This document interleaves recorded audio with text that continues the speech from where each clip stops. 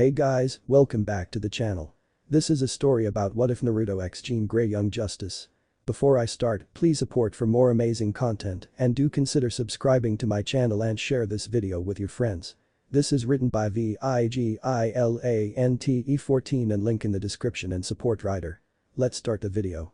Metropolis, Suicide Slum May 12:10 o'clock UTT, 2005. An 11-year-old spiky-haired blonde boy walked through the streets of the south side part of Metropolis known as Suicide Slum due to the very poor conditions of the area. The various rundown buildings, shops, high crime rates etc. gave this area a peculiar picture. Everything illegal going in Metropolis has its starting roots from this place. The situation is so bad that many have given hope and believe that not even Superman can save this place. However, Naruto, the boy who walks in this neighborhood, wanted to do something about the area. The orphan of the area, Naruto never let the evil society of the area corrupt him. The years went by saw him becoming a sweet boy, full of life, but if seen clearly he often used to hide his pain behind a cheerful attitude. Living as an orphan is not easy, and in the slums the orphanage condition is pitiful. Forced to do various odd jobs for his survival, Naruto became quite a tough guy for his age. He was walking down the streets when he saw a group of people standing outside the new building site in the area. Bangbangers. What are they doing at this place? He thought. Curiosity getting better of him, he decided to investigate the area. He somehow got in the building and started to search some info. After some time, getting tired, he decided to leave when a chill went up his spine. You see, from early age Naruto found out that the chill gave him a warning that something bad was going to happen. Trusting his instincts, he ran when. Boom. The bomb exploded, taking the building with him. Darkness was the last thing he saw before blacking out. Metropolis, June 2, 10 o'clock EDT, 2010. 5 years passed since the day when an explosion almost took Naruto's life.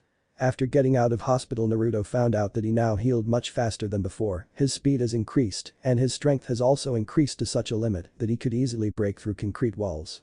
He also had some really weird dreams about a duck-butted haired guy, a scarecrow, a pink banshee, a toad guy and a fox with 9 tails. Deciding to become a superhero, he makes himself a costume and Naruto the last movie dress. He now wears a black uniform-style jacket with an orange zipper that features several buttons on the waist and sleeves, allowing him to fold up the left sleeve and a rear coat tail. The most striking feature was the red armband on his left hand with a swirl on it. The swirl was also on the backside of his jacket. He usually used to patrol in the slums where he met his childhood hero on day. Superman. The big blue Boy Scout heard about the fabulous work done by him in the slums and decided to thank him. After the meet, it was fairly clear that Superman was now Naruto's mentor, much to displeasure of certain other superheroes. You see, Naruto's strength only surpasses Batman by a small limit, and unlike Batman, he was not that resourceful or smart. He made many mistakes in his short career and was a standing joke among many heroes and villains. Superman once asked if it bothered him, but Naruto's reply was a clear no, because he didn't become a hero to show off how good he is or other reasons. He became one because he wanted to change the slums, and he had the power to do that. With great powers comes great responsibility. Currently Naruto was helping citizens to evacuate the area while Superman was fighting Metallo. He was helping a small girl when he heard his mentor crying in pain. Metallo on the whole can never defeat Superman, but due to his kryptonite power supply, he was able to go one-on-one with him. Realizing that if he didn't do anything fast his mentor may die, he picked up a large boulder and threw at the tin head, which took him crashing to the neighboring building. While Metallo was currently disposed, he rushed to Superman's side and helped him up to his feet. "You fine?" he asked. Superman nodded in confirmation and prepared himself to fight Metallo. Metallo, restoring his condition, made his way out of the building. "Look who is here," he said in a taunting voice. "Kid, this is where the big boys play. You should go back now because truthfully you aren't even worthy to play the game with me. Listen here, tin head, you talk about games. Well, I recommend you to go back to drawing board because your game absolutely sucks," he shouted. "The only game which suits you is getting your ass kicked, so tell who is first, me or Soups." Metallo, enraged by Naruto, fired 2 kryptonite laser beams at the heroes. Naruto was able to dodge it, but Superman, due to earlier kryptonite poisoning, was unable to dodge, resulting him to be blasted through a wall. Naruto meanwhile made his way through Metallo and punched him in the face. The punch staggered the cyborg, but he recovered very quickly and kicked the blonde in the gut. Then he proceeded to beat the holy hell out of him. Punches which can kill a normal man in an instant rained down on Naruto. His skull got cracked, ribs broken, multiple bones got fractured, and the result was that Naruto was a bleeding mess. Sighing, he threw the blonde to the nearby oil tank and blasted him with his lasers. Boom. General ID Naruto was dead as a nearby multi-story building fell on him. Lois Lane, the star reporter of the Daily Planet, was announcing his death on live telecast, but she knew that most won't be interested in the news. Speaking truth, neither was she. Superman, who by now was on his feet, saw what has happened and his eyes turned red. He made his way to Metallo and started to beat him. His burst was very short as the kryptonite in the cyborg's heart weakened him, which caused Metallo to gain upper hand. Naruto, survived somehow, was on the brink of unconsciousness. He closed his eyes, but when he opened them he found himself on a battlefield. Suddenly he saw many wooden spears being rained on him. A lavender-haired girl with pale eyes stood before him to save him. Naruto didn't know who she was, but he did know her name. Hinata. When the onslaught ended he saw that a very girly-looking pale-eyed boy has sacrificed himself to save both of them. Niji. Yeah, that was his name. Why? Naruto croaked, his voice strained, showing how hurt he was. Because you called me a genius, he replied. Hinata-sama was willing to die for you, Naruto, so keep in mind that your life is not your own anymore. It includes mine now as well. Suddenly the landscape shifted and Naruto found himself underneath a lot of rubble. Let's get out, shall we, he thought, and lifted the rubble. Metallo was busy fighting the Man of Steel. Hearing the sound of rock cracking he turned along with Superman. Impossible, he cried as he, along with stunned Superman, saw the rubble where Naruto was buried slowly started to rise. Metallo could only watch as the boy, whom he defeated without any problem, dug himself of his grave, or rather lifted the grave of himself. That is so messed up, Jimmy Olsen mumbled as he stood near Lois recording the fight. Everyone was wide-eyed seeing the boy who was considered a joke doing something only done by Superman and some of super strong people. It wasn't nice to do what you did, fuckface, he said as he glared at Metallo. Metallo, hiding his shock, snapped at him, I'll make sure you die this time, brat, and rushed towards him with an increased speed. Much to his and everyone else's shock, Naruto was able to match his strongest blows with minimum ease. Naruto himself was quite surprised with his improved speed and strength. He toyed with Metallo for a few minutes to see his limits. Satisfied, he decided to end this. He caught one of his punches and began applying pressure, causing the arm to break under so much pressure. But the swift moment he caught his neck and ripped the cyborg apart. That being done, he quickly searched for the kryptonite. Finding it, threw it into the sky to God knows where. He turned to see a cheering crowd and a smiling Superman. Nodding to him, he jumped to the building and leapt his way towards the Daily Planet roof to meet his mentor. So what happened out there? Clark asked. Don't know, one moment I was on the doors of death and then I experienced a boost and well, rest is history, Naruto replied. Maybe my powers are evolving. You yourself said that you didn't know my limit. Yes, kid, but well, people are shocked. One moment you are stronger and faster as a human in his prime, and then other you are strong enough to lift buildings and faster than speeding bullets. You sure you didn't hold back? Clark asked. I don't hold back, Soups, Naruto defended. You are the one person who knows everything about me. Yeah, and that's why your boost surprises me, Clark said. Well, anyway, your work today impressed many, kid. Many heroes and villains will now be interested in you. Okay, Naruto drawled. Listen, Soups, come to the point. What are you doing on Independence Day? Metropolis, Naruto's apartment, June 2, 2000 hours EDT, 2010. Having finished his patrol, Naruto returned home. During the patrol he found that the small villains he met were now in a sense terrified of him, and the people who earlier used to view him as a nuisance were now starting to accept him. Naruto, quite startled by earlier events, decided to meditate.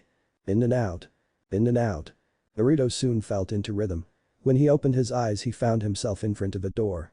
Seeing nowhere else to go, he opened the door, which resulted in getting an influx of memories. Sasuke Uchiha. Sakura Haruno. Nara Shikamaru. Jouji Akimichi. Ino Yamanaka. Niji Hyuga. Hinata Hyuga. Rock Lee. Kakashi Haddock. Minato Namikaze. Kushina Uzumaki. Tsunade Senju. Jiraiya. And many more people came into his view. He found out that he was a shinobi. I am skipping manga part. After the fourth shinobi war got over, Naruto went to become clan head of Uzumaki and Senju clans. He married Hinata and Sakura and had 4 kids with them, namely Boruto, Himawari, Kushina and Minato. He had a great life, became the 7th Hokage and had established peace in elemental countries. When he died he found that he actually was the son of the creator who met him and had a long talk with him about his birth in elemental nations and so on. From there Naruto found that his family was happy and he decided to come in this new universe as his work in elemental nations was over. He still had his old powers, although he didn't had the bijus. Naruto got very tired from the sudden gain of information, didn't even realize when he fell asleep. Metropolis, Naruto's apartment, June 3, 6 o'clock EDT, 2010. As Naruto woke up he found that something was different. He was now 6 feet tall and had gained muscles.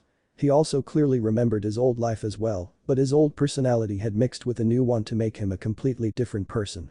He also found that someone came in his apartment and left him gifts.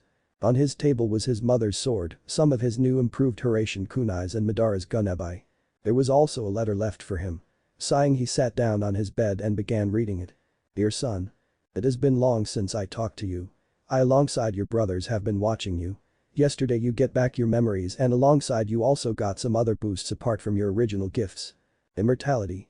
You won't age or die due to high regeneration, but if your body is destroyed you won't regenerate. Wood release.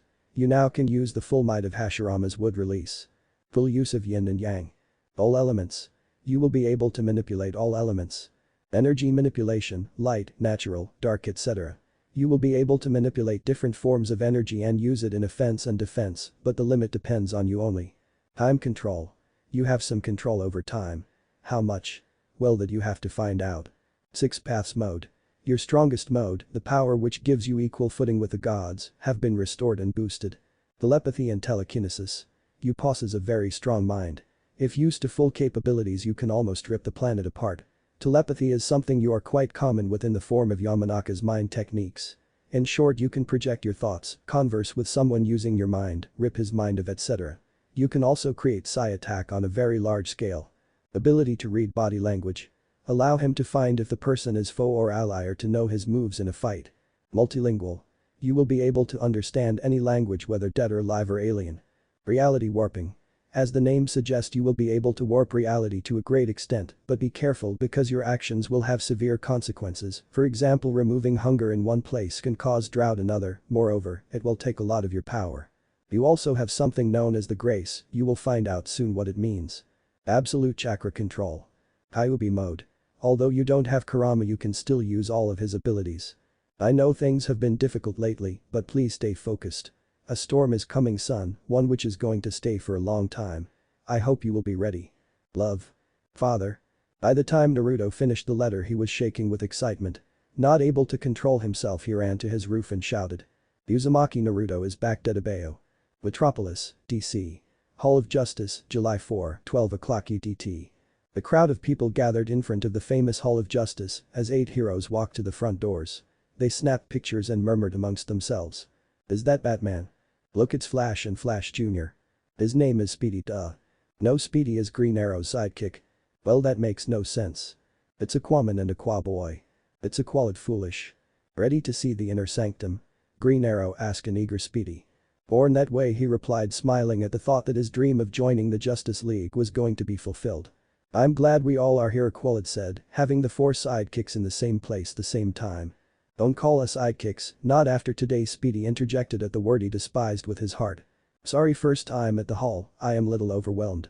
You're overwhelmed, Freeze was underwhelmed. Why can't anyone just be whelmed? Robin wondered as they approached near the entrance. Look at Superman and his sidekick Sage, a shout from crowd gathered their attention as they saw Superman and Naruto approaching them. After getting his powers, Naruto has been training like a madman, and the results were being shown. He could use almost all of his old techniques, but his chakra limit was not at its full potential. He also started to gather more and more attention as he defeated many of Superman rogues like Livewire, Parasite, etc. He also paired with Robin once when Scarecrow decided to attack Metropolis. Needless to say, he impressed the dynamic duo when he resisted his fear toxin like it was nothing. Superman Aquaman greeted as Supes greeted back. He took a nice look at Naruto, who was busy studying his surroundings. The kid has seriously changed in the past months. His powers continue to manifest at an alarming rate, and the kid is also turning into a smart guy. His recent exploits don't show even a single mistake. At first I was little concerned about him coming here, but maybe it will be for the best, Orin thought as the heroes made their way to the metro tower. As the sidekicks entered the tower, they saw technology far advanced than they have ever seen. Over a dozen heroes were present. Some were talking to each other while some were working on computers.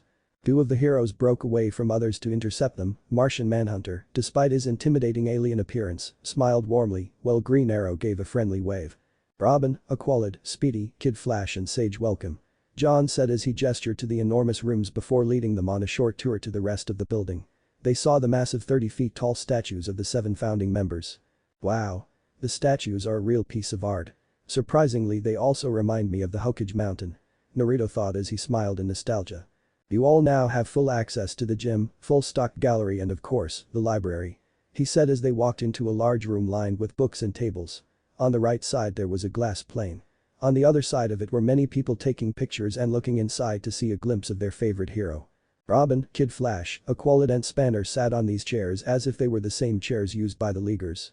Superman came from behind and placed a comforting hand on Naruto's shoulder, which caused him to look at his mentor and gave him a smile.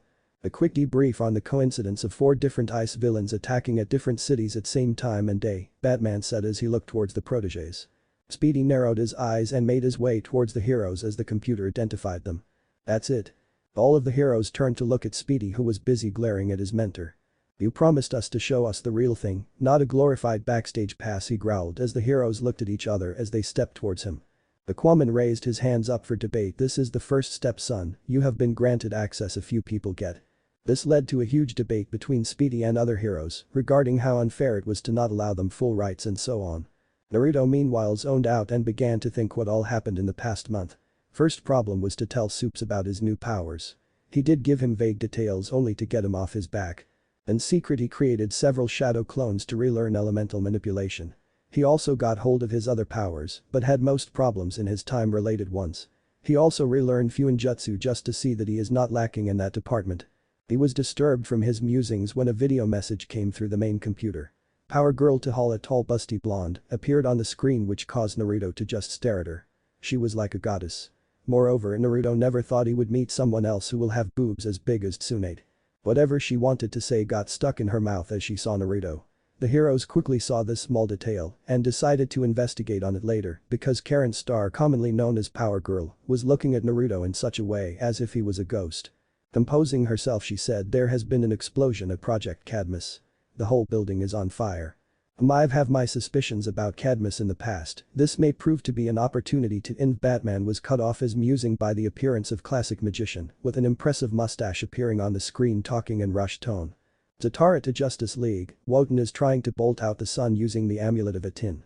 Requesting a full League response. Batman turned to Power Girl, who simply responded, it's a small fire. All Leaguers rendezvous to Zatara's coordinates, Batman out. Sighing, he turned to the teenagers, stay put. Robin threw his hands up in air. What? After all that? I meant that you all are not ready to work as a part of the team, he said, gesturing towards himself and other heroes. There will be other chances, stay put for now though, Aquaman said. Come on Soups, you know that I can help. The past months I was able to defeat many of your rouges on my own, plus my powers will also help. Please let me help, Naruto pleaded with his mentor. The assembled heroes grew a little uncomfortable on this. They knew that his skill has increased by leaps and bounds, and moreover, although they didn't want it to admit, they knew he was right. It was a common topic at the Watchtower that Superman's protege was able to defeat many of his rouges on his own, giving him some extra time to work with League. Supergirl, who also lived in Metropolis due to attending the Metropolis University, has seen him fighting and was particularly shocked when Naruto made some duplicates and controlled some elements to defeat the rouges without breaking sweat. Batman, realizing that it was the perfect time to gather some info about the blonde, said, fine, you can join us, Age. Your power to control elements will be useful in this fight, shocking the others. However, the rest of you stay here, he added, giving each teen superhero his famous glare. Naruto, who was the last, saw that the rest were giving him envious looks. You know, Rob, while we are out there, why don't you see what Cadmus is up to, he said as he stepped on the beta tube. Unknown location, July 4, 1300 hours EDT. When Naruto teleported to the location, he was greeted by the sight of a giant figure fighting the heroes.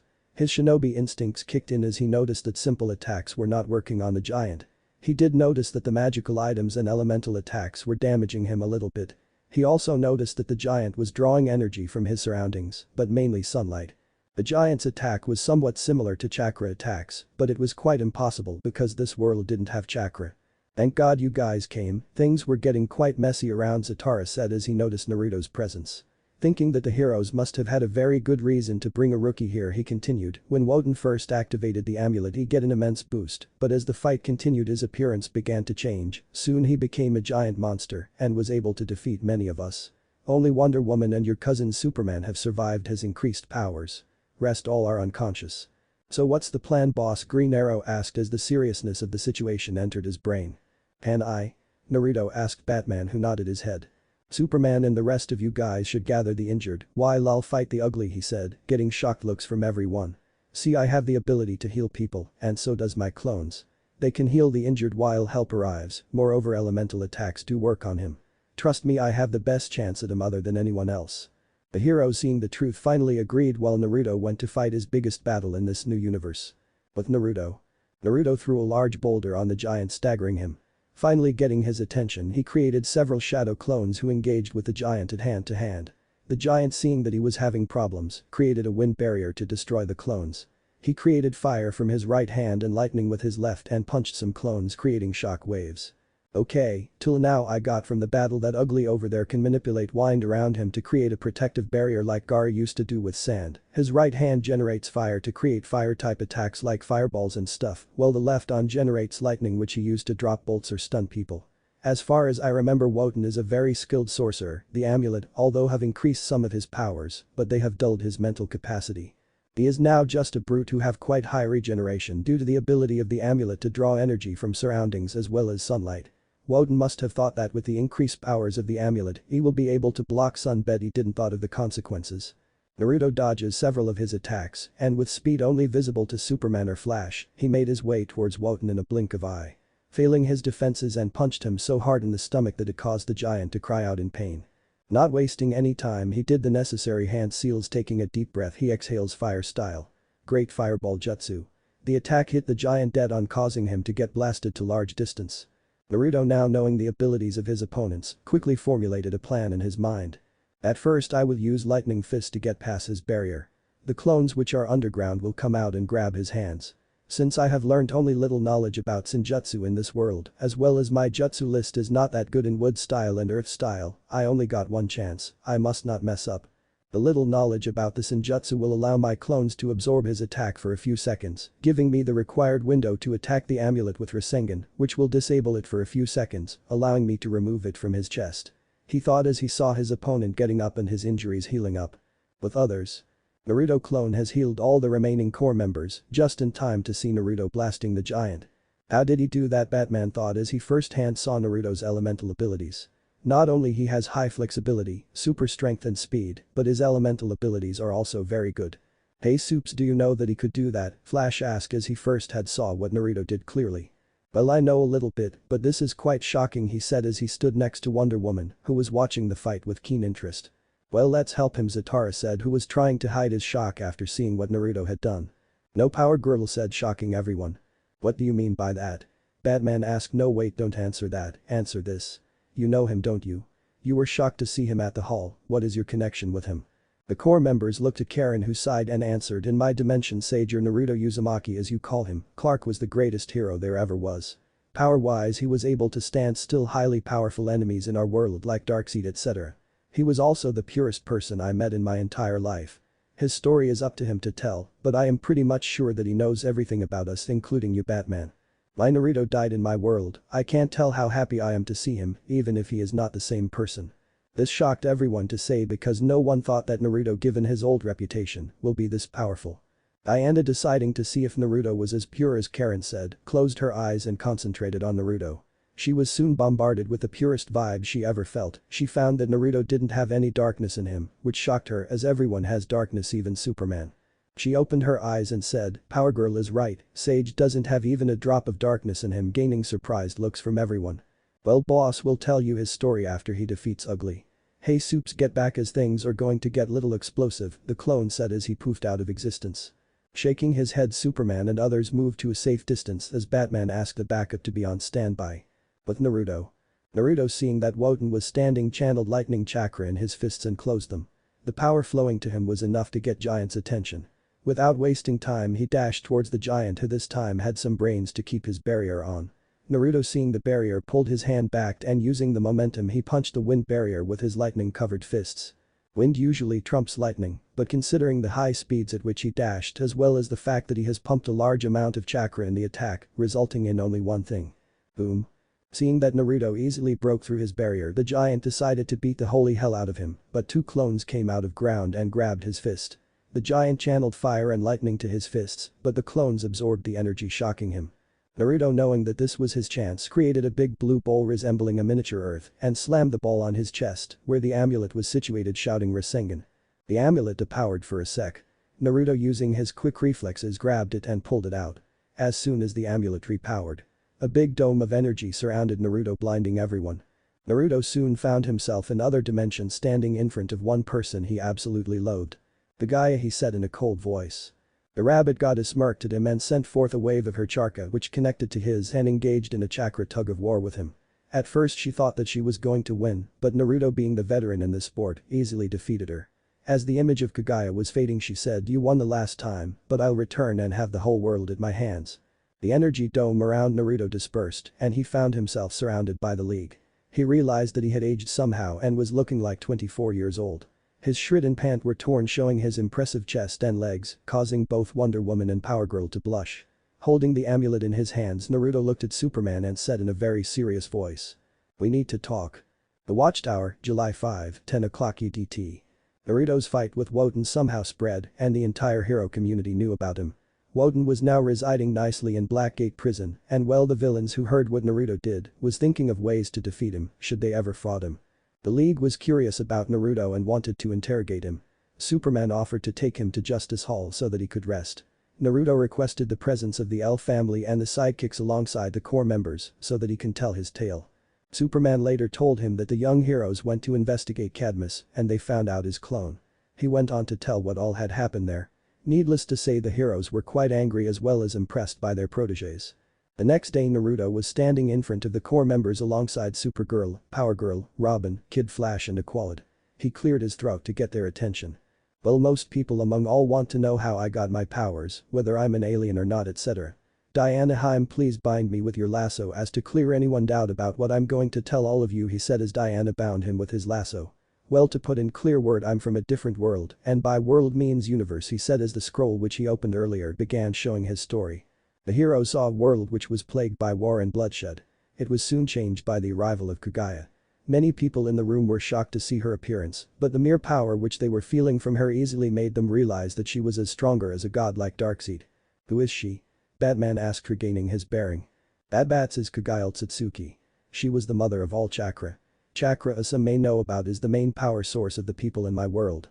She gained her powers through the primordial god tree Shinju. At first she used her powers to help people, but soon she began to see herself as a goddess and decided that humans were unworthy of chakra. The birth of her two sons Hagamoro and Hamura was the beginning of her losing her sanity," Naruto said with a grim look as the heroes were shocked to see what really happened to her. They saw her losing her mind a few years after the birth of her sons.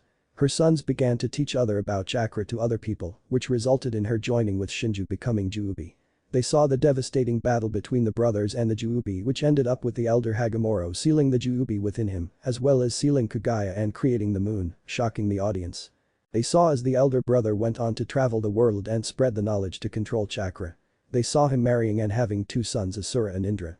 They saw him at his deathbed asking the sons how they will achieve peace. "Our Indra said. Love," Asura said. Seeing the confused look at everyone's face, Naruto answered, "Indra wanted to rule over everything, making a society on the basis of power hierarchy to gain peace, while Asura wanted to gain peace through cooperation and love." Deciding to let them form their own perspectives, Naruto continued with his tale. The people saw that Hagamoro decided to choose Asura as the one to lead his legacy, causing a war between the two brothers. The war spread to the multiple generations and finally stopped when the Senju clan, Asura's descendants, and the Uchiha clan, Indra's descendants, stopped fighting to create the Hidden Leaf Village. Naruto went on telling them his story, and without realizing it was soon late night. Finishing his story, which he had largely omitted, he looked at the League and said, "There are many things I've told you because I don't trust you to that level, but now you know what kind of guy I am. The question which remains, what are you going to do now?" he said as he left the room. "Well, he certainly clears to be in the League," Flash said, getting nods from everyone except Batman, who sighed and said, "I'm not denying on the fact that he isn't ready. Among all of us he has went through the most. The problem is, as he said, that since he reborn approximately 1 month ago, as it was when he regained his memories, he is at 75% of his earlier abilities. Moreover, he is hiding a few things just like everyone. I want to see how he can do in a new world where powers vary among diff people." "You are forming a team with us, Batman, why not make him in charge of the team?" Robin said, getting shocked looks from the Leaguers and nods of confirmation from the sidekicks. "Yes, he can certainly help us," Calder said as he thought about learning some water-based technique from him. "So, it's decided," Superman said as he called Naruto in. "Well, son, we've decided to make you a part-time Leaguer, and you are the in charge of the new team Batman is making with the protégés. So what do you say?" "It'll be an honor," Naruto replied, getting smiles from the sidekicks. Later that day when Naruto was leaving he was stopped by a familiar voice, "Hey Sage, wait up." Turning he saw Power Girl calling him. "Listen, next time at New York, well feel free to call me," she said as he handed him her personal number. Getting a little bold she stepped forward and kissed his cheek. "I'll see you soon," she said as she made her way to the beta tube with her hip swaying. Needless to say Naruto got shocked looks from many people including Superman. Star home, July 5, 2200 hours EDT. Eren after returning back went to her study and took out a photo which was basically hers and Naruto's marriage. 2 years and I've finally found you beloved, she thought as she went to sleep. Maybe today she won't get any nightmares. Unknown dimension. Soon I'll be free and that damn Uzumaki will pay, said a cold feminine voice as she began planning her steps of revival. Needless to say future will be certainly exciting for Naruto and his friends. Okay, chapter 2 done. Here is the preview of next chapter. "But I can't run permanently," cried Wally as he desperately thought of a way to remove his bomb without stopping. "Wally, I want you to vibrate through a wall," Naruto said calmly, getting incredulous look from everyone as they knew that he can't vibrate like his mentor. "I can't," Wally cried. "Listen Wally, don't think what others say. I believe in you. I know you can, so now run Wally, run." A month has passed since Naruto revealed his story to the League. Since the League decided him to be a part-timer, Naruto often went out with them on small cases, nothing big as per. He continued to make a name for himself through his work done in Metropolis. Naruto hit a growth spurt fighting Wotan, which also increased his powers. His base strength and speed have increased tremendously and well, if enhanced by chakra, he could surpass almost everyone in the department except Flash and Superman.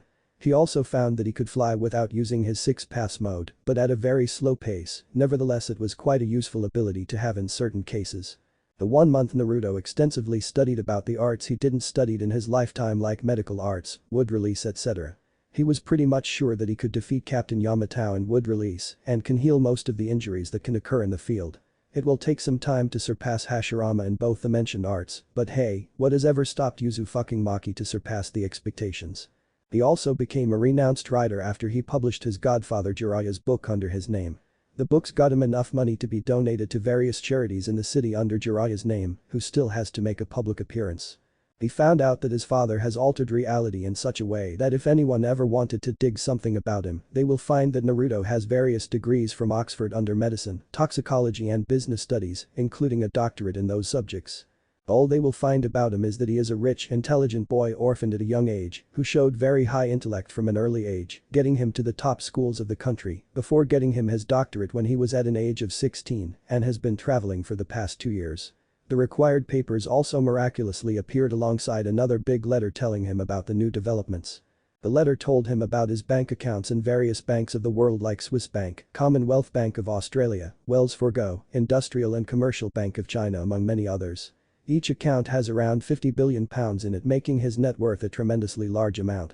Apart from that, Naruto owned 25% of Wayne, Star and Queen Industries. He was waiting for the time when they will find out about this, as their reaction to this information would be particularly hilarious. Finding that he has so much money, Naruto bought out some of city's biggest hotels like the Ritz and Landmark, 2 of city's most prominent hotels. The Daily Planet did told the people that someone else bought the hotel at a very good deal, but till now they were unable to find out anything about the new owner, except the fact that it was not Lex Luthor. Naruto had a sinking suspicion that Lex would be working his ass off to find about the guy that did something he was unable to do. Naruto during the past month had made some plans to open a company in future and has also started some talks to buy out the Daily Planet. The negotiations were in its last stages and he was hoping to own the company before the month ended. Currently Naruto was packing his bag to go to Gotham City. Batman has asked Superman to take him to Watchtower.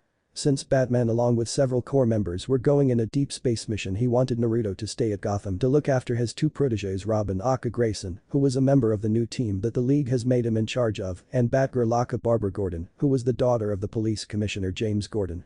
Batman and the rest of the Leaguers were shocked when they found that Naruto knew their public identities, much to the amusement of Karen, who apparently told them about this little tidbit, but they dismissed it just as rubbish. When asked how he knows about it, he said, "I'm a shinobi Dedabeo, it is my job to find certain secrets." Speaking of Karen, the past month saw her becoming one of Naruto's precious people, a term which Haku had told him about during his mission in the Land of Waves. Flashback. Metropolis, July 7, 10 o'clock EDT. It has been 2 days since Naruto told his past, which was highly omitted to the League. Superman had to go along Green Lantern Hal Jordan to Oa for some reasons. He was informed by the Watchtower that Power Girl was going to replace him for the time being. Naruto was currently interrogating a gangbanger who alongside some of his friends decided to rob the bank. Fools. Naruto lived up to his moniker of the most unpredictable shinobi when he entered the bank as an old lady and proceeded to beat the holy fuck out of them. After he was done breaking few bones and cracking some skulls, he dropped the hinge, shocking the people inside the bank. Holding a thug by his throat and teleported out of the building to a roofy Asuncion. "Okay, be a good little gangbanger and tell me who your supplier is," he asked as he hanged the thug from the roof. The thief took one look and seeing the hard look on his face he shouted in fear, "Black Mask, he is the one that gave us the weapons." Satisfied, Naruto tied him up on the roof and went to the policemen who were being helped by Karen in gathering evidence. Seeing Naruto, she smiled and said, "It seems that you have taken care of everything and even left one of them hanging." Laughing, Naruto rubbed his head and shrugged. Turning his attention towards the lovely Officer Holmes, he said, "Black Mask was their supplier. Well, good job Sage in rounding up these guys for us. Too bad we cannot go after Black Mask since Gotham is not in our jurisdiction," she said as she locked up the criminals in the van. Seeing his work done, Naruto sunshined himself to the nearby building where Karen has been waiting for him. "Hey Karen, listen, I wanted to say thanks for the help down there," he said. "No problem Naruto, it was hardly any work as you had already taken down most of them," she said dryly as she looked at the city which has changed so much since her arrival. Suddenly an idea popped in her mind causing her to grin. "Since you wanted to thank me, why don't you take me out on a nice dinner tonight?" she proposed. Naruto momentarily stunned smiles and said okay, I'll be by Clark's place by 8 o'clock. Stepping forward, he kissed her cheek momentarily stunning her and vanishes in a flash of yellow, showing her that he has learnt his father technique. Shaking her head, Karen resumed to her patrol, her thoughts lingering to a certain blonde superhero. My car, Metropolis, July 7, 1300 hours EDT.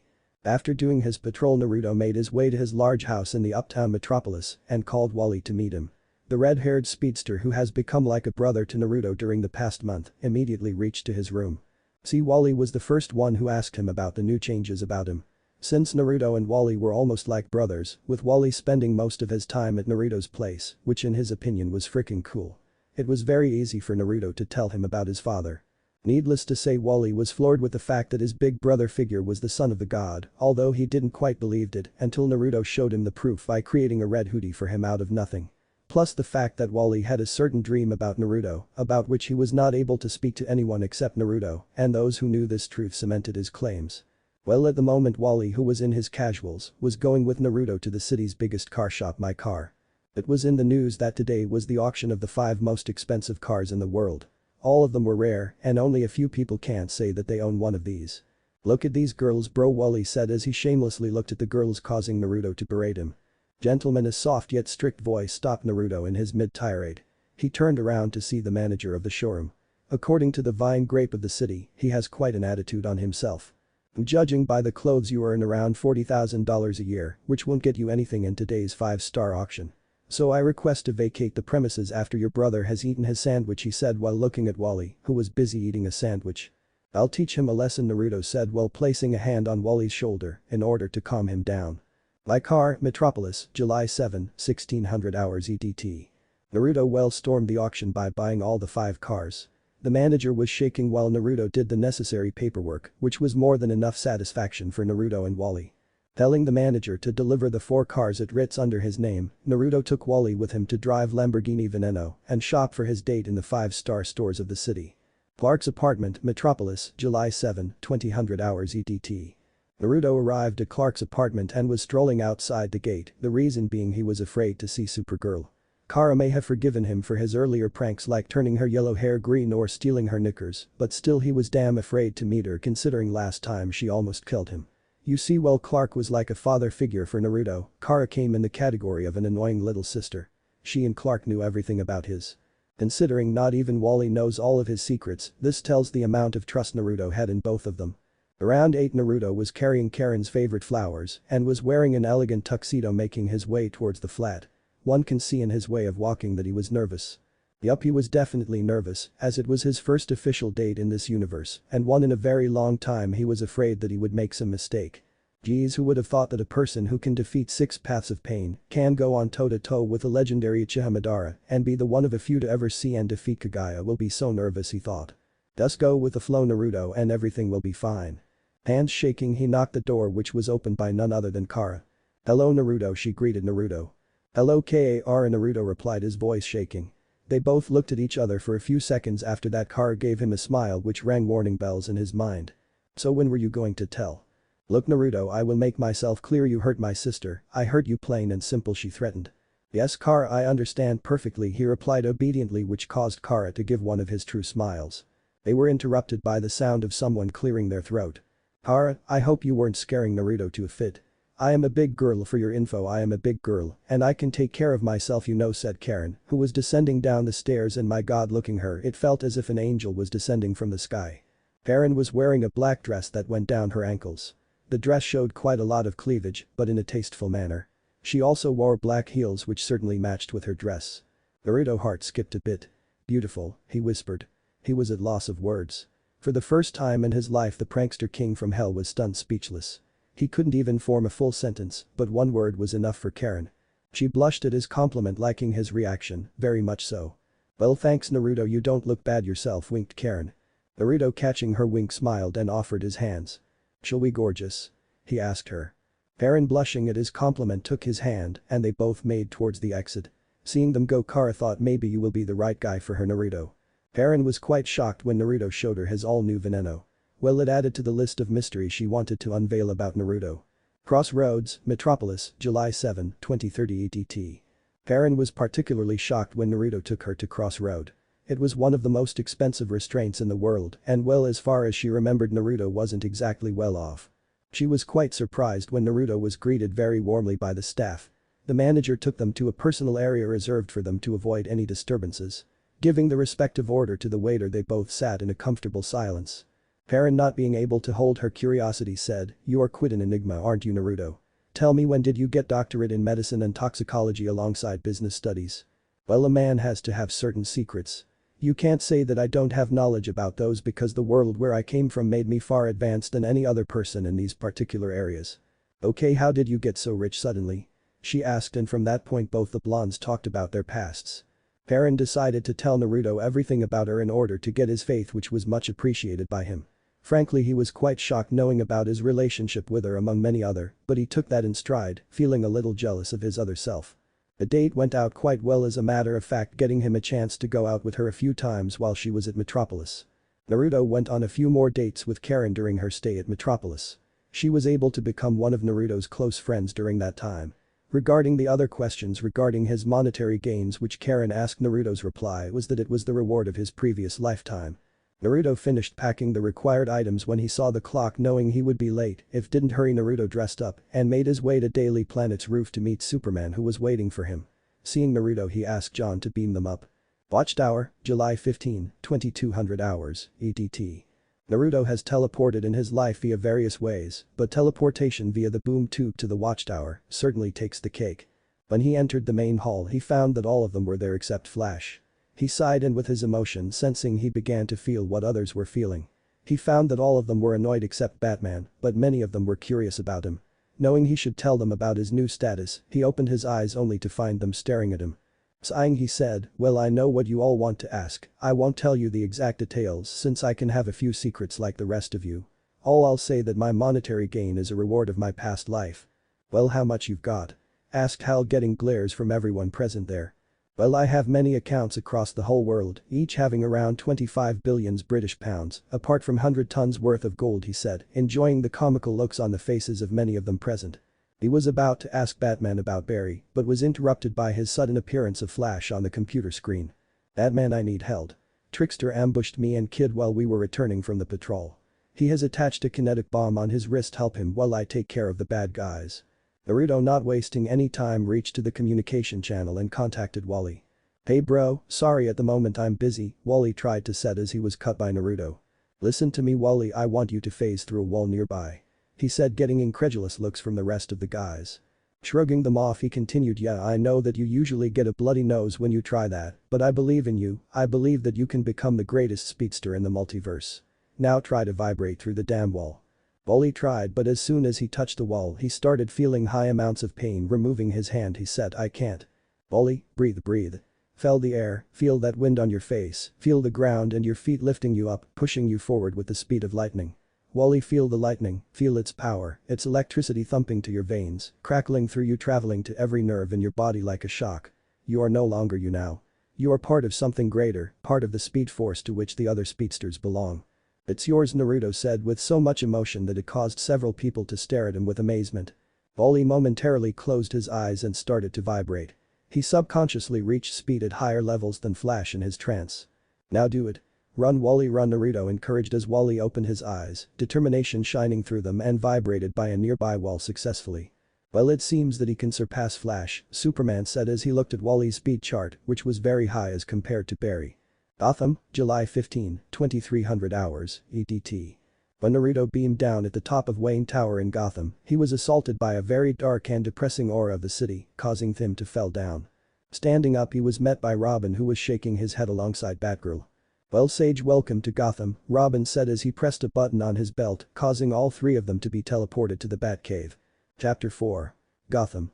There weren't many things which basically surprised us, but Naruto's stay at Gotham was a surprising one.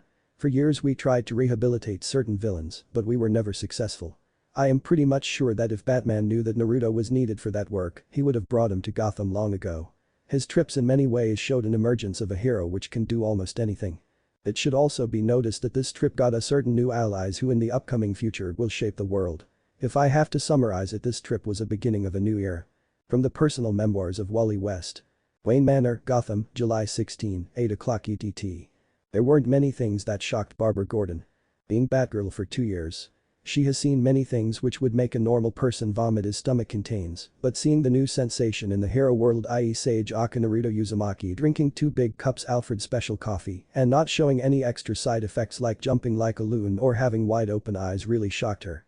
Barbara basically knew that there were many reasons why Naruto was asked by Batman to be at Gotham in his absence, but one she could deduce was that he wanted the two of them to spy on Naruto. She was quite surprised when Bruce told her about Naruto's origins. It was not hard to see why Bruce was quite wary of him. If Naruto could still do what he could in his previous lifetime, then he was basically an Omega level threat or above if he got some extra boosts which Bruce suspects he has. Alfred, do you know a way to get in contact with Commissioner Gordon? He asked as he saw everyone going on edge. Yes, Alfred drawled. Well then tell me so that I can investigate a few things. Well, the 2 kiddies over here are busy at school, he said, while receiving glares from the 2 protégés. What investigations? Alfred asked curiously because as far as he knows nothing major had happened in Gotham in past few weeks. Well, I want to learn more about Harleen Quinzel and Pamela Isley. Moreover, I'll try to find anything about Black Mask since he was the supplier in the recent heist at Metropolis, Naruto answered. I get about Black Mask, but why those 2? Alfred asked dryly as he collected the plates. Curiosity, Naruto said. Well, I suggest you to get ready while I assemble your device, Alfred said as he disappeared in the halls of the manor alongside and Barbara. During the past month, Naruto read files on various supervillains. As a kid he often thought that Superman had worse nut jobs after him, but reading the bio of other villains, he wasn't sure of his claim anymore. Batman's rogues were considered the worst case scenarios. There were several criminals which Naruto thought were better as dead like Joker or Killer Croc, but there were few others who could be turned to the right path like Catwoman, who currently was a work in progress. While reading the file, Naruto came across a few names which caused him to pause, like that of Poison Ivy and Harley Quinn. Dr. Pamela Isley aka Poison Ivy was once one of the best botanists in the world with a very strong desire to help nature. Naruto didn't know what exactly happened, but one day she met with an accident which changed her genetic makeup, causing her to look what she looks like and the ability to control plants. Her desire to protect soon turned into obsession, but Naruto on further analysis of the fact came to the conclusion that she wasn't evil. Sure, she did kill people, but his gut told him that there was more than that. Well, as Jiraiya used to say. Harleen Quinzel aka Harley Quinn was the most shocking case. How in the blues did a renowned psychiatrist suddenly become the bitch of the clown prince of crime? The more he read, the more he was convinced that something must have happened when Harleen was talking with Joker during his session, which resulted her not only freeing him, but also joining him. Wayne Enterprises rooftop, Gotham, July 16, 8:30 EDT. After getting ready and taking the communication device from Alfred, Naruto teleported himself at the top of the Wayne Enterprises using his Hiraishin kunai. He has removed his mask from the costume because according to Karen the mask didn't make him look sexy. Naruto well knew that being new to the city will cause him various problems, therefore he decided to scan the city using the Sage mode. Using the Sage mode, which somehow has become more powerful than before, he found that he could easily differentiate between meta and simple humans as they appeared in red and blue color in his radar. Among humans it was quite difficult, but on concentrating he realized that more physically trained appeared more brightly on his radar than any other normal guy. It's strange, he thought. Batman said that there weren't any powerful metahumans in the city, but from what I am sensing at the Far East, there is a meta who is very strong around highest class. Moreover, I can sense Ivy down the sewers, somehow her connection to sewers give her a little bit resistance to my sensing, that's why I can't pinpoint her current location, but the thing which confuses me is my inability to get the location of the metahuman. I should go after Ivy first because she can give me information regarding Harley and Black Mask. I can investigate about the meta later. Sewers, Gotham, July 16, 8:40 EDT. Naruto jumped down the deserted alley and made his way to the sewer cover. The sewers of Gotham were vast and stretched around the whole city. It is said that if you are lost in here, then it is quite possible that people will get your dead body back from this place. Due to its bizarre structure and little spooky conditions, people as well as GCPD officers do not want to venture the place, thus making it the appropriate place for certain villains to hide. Naruto followed the energy trail which Ivy left behind. Soon he found various people lying on the floor. Checking their pulse, he found them dead. He also found that some of them were purple, indicating that they died of poison. Naruto closed their eyes as he continued to move further inside the sewers. Soon he reached across a room which was filled with a large variety of plants. He was quite happy to see this place as it reminded him of Konoha back in Elemental Nations. He was brought out of his musings as he was hanged up in air upside down via some vines. I thought it would be Batman and his child brigade who would have come to see me, but it seems that the gods must be happy, that's why the newest sensation is hanging in front of me, Ivy said as she entered the room. Naruto had only seen her in photos, but looking at her face to face he realized two things: A, he was in big trouble if his plan doesn't work out, B, the photos didn't justify her beauty. Ivy in his opinion was extremely sexy with waist-length crimson hair, blue eyes and light shade of green-colored skin. She had long legs with vines strapping around her thighs. She was wearing a black-colored tracksuit which was showing her DT-sized assets really well. Damn, that is a fine piece of ass, Naruto thought as he concentrated on the air in the room, causing them to move at a sharp speed and cutting those vines, allowing him to land on the floor, only to be subdued by the plants again. It will not be so easy, hero. So tell me why you are here. Ivy demanded as she analyzed the blonde. She, just like any other villains in the community, has been keeping tabs on him. He was quite a mystery because never before any other metahuman has shown so many powers. She knew that the blonde could control elements, had superhuman strength and speed, but standing so close to him, she could feel his connection to nature which was far powerful and stronger than hers. It was like standing in the presence of God, his energy was so pure that it caused shivers run down her spine. Naruto, noticing that her body was reacting to his energy, sighed and said, "You aren't the only one who could control the nature, Ivy." To prove his point, Naruto released some of his chakra. The result was instantaneous. The air started to feel heavy, ground began to crack beneath them, the plants began to sway wildly as if dancing. The plants which were binding Naruto released him, much to Ivy's shock and amazement. "You see, Ivy, I protect both humans and nature," he said as he stopped the chakra flow. Ivy took a moment to think about the situation. This new hero proclaimed to care about nature like many other people before, and like all those people he could be lying as well, but the show of power alongside the control of plants did give his claim some weightage. It filled her heart with little bit hope, thinking there is someone in this world that has same connection with nature. "Yes, I see your little show. If you are anything like me, then you can easily hear the nature calling out for help, crying against its aimless destruction caused by humans.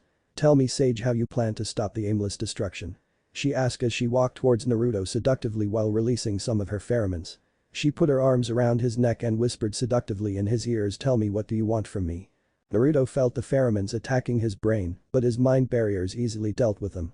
He smirked at Ivy, who was shocked to see that even her pheromones were useless against the blonde. He held her waist, not allowing her to move, and said, "You know, Ivy-chan, if you really wanted answers, you should have asked nicely instead of using those pheromones." Ivy meanwhile was becoming quite scared. The blonde hero has shown that he could easily control her plants, and her pheromones have no effect on him.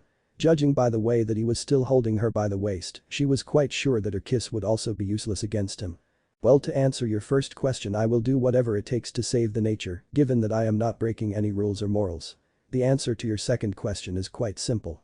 I want you to be by my side, Pamela," he said as he let her go as he removed his mask. Whatever Ivy thought his answer would be, this was the least expecting. Sure, people usually try to make deal with her to make their own gain, but looking at this man's eyes, she could see that he wanted to help her. Seeing shock on her face, Naruto went on, "I've read what happened to you. Trust me, I know how it feels when the person who you trusted more than yourself betrays you. Your anger is justified, but the way you are channeling it is not. I can easily see that even if you try to act as a cold-hearted bitch, inside you are the same girl you were when you joined Gotham University. Yes, there is bad in you, but deep down there also is goodness. Join me, Pamela. There is still a chance for you to change. I promise you I'll find a way to get you better, but please stop being the bad guy." Ivy was confused. At first she wanted nothing to do with the blonde and his offer, but looking at his eyes, she could see that he had a rough life. Moreover, when he was speaking there was something unfamiliar feeling rising in her chest. Deciding to trust her gut for the first time in many years, she looked at Naruto and said, "You are right, Sage. When I found that my new powers had taken my ability to bear children, anger and grief was the only feeling left in me. I decided to take my anger on people who were destroying nature, not noticing the problems I created to the innocents.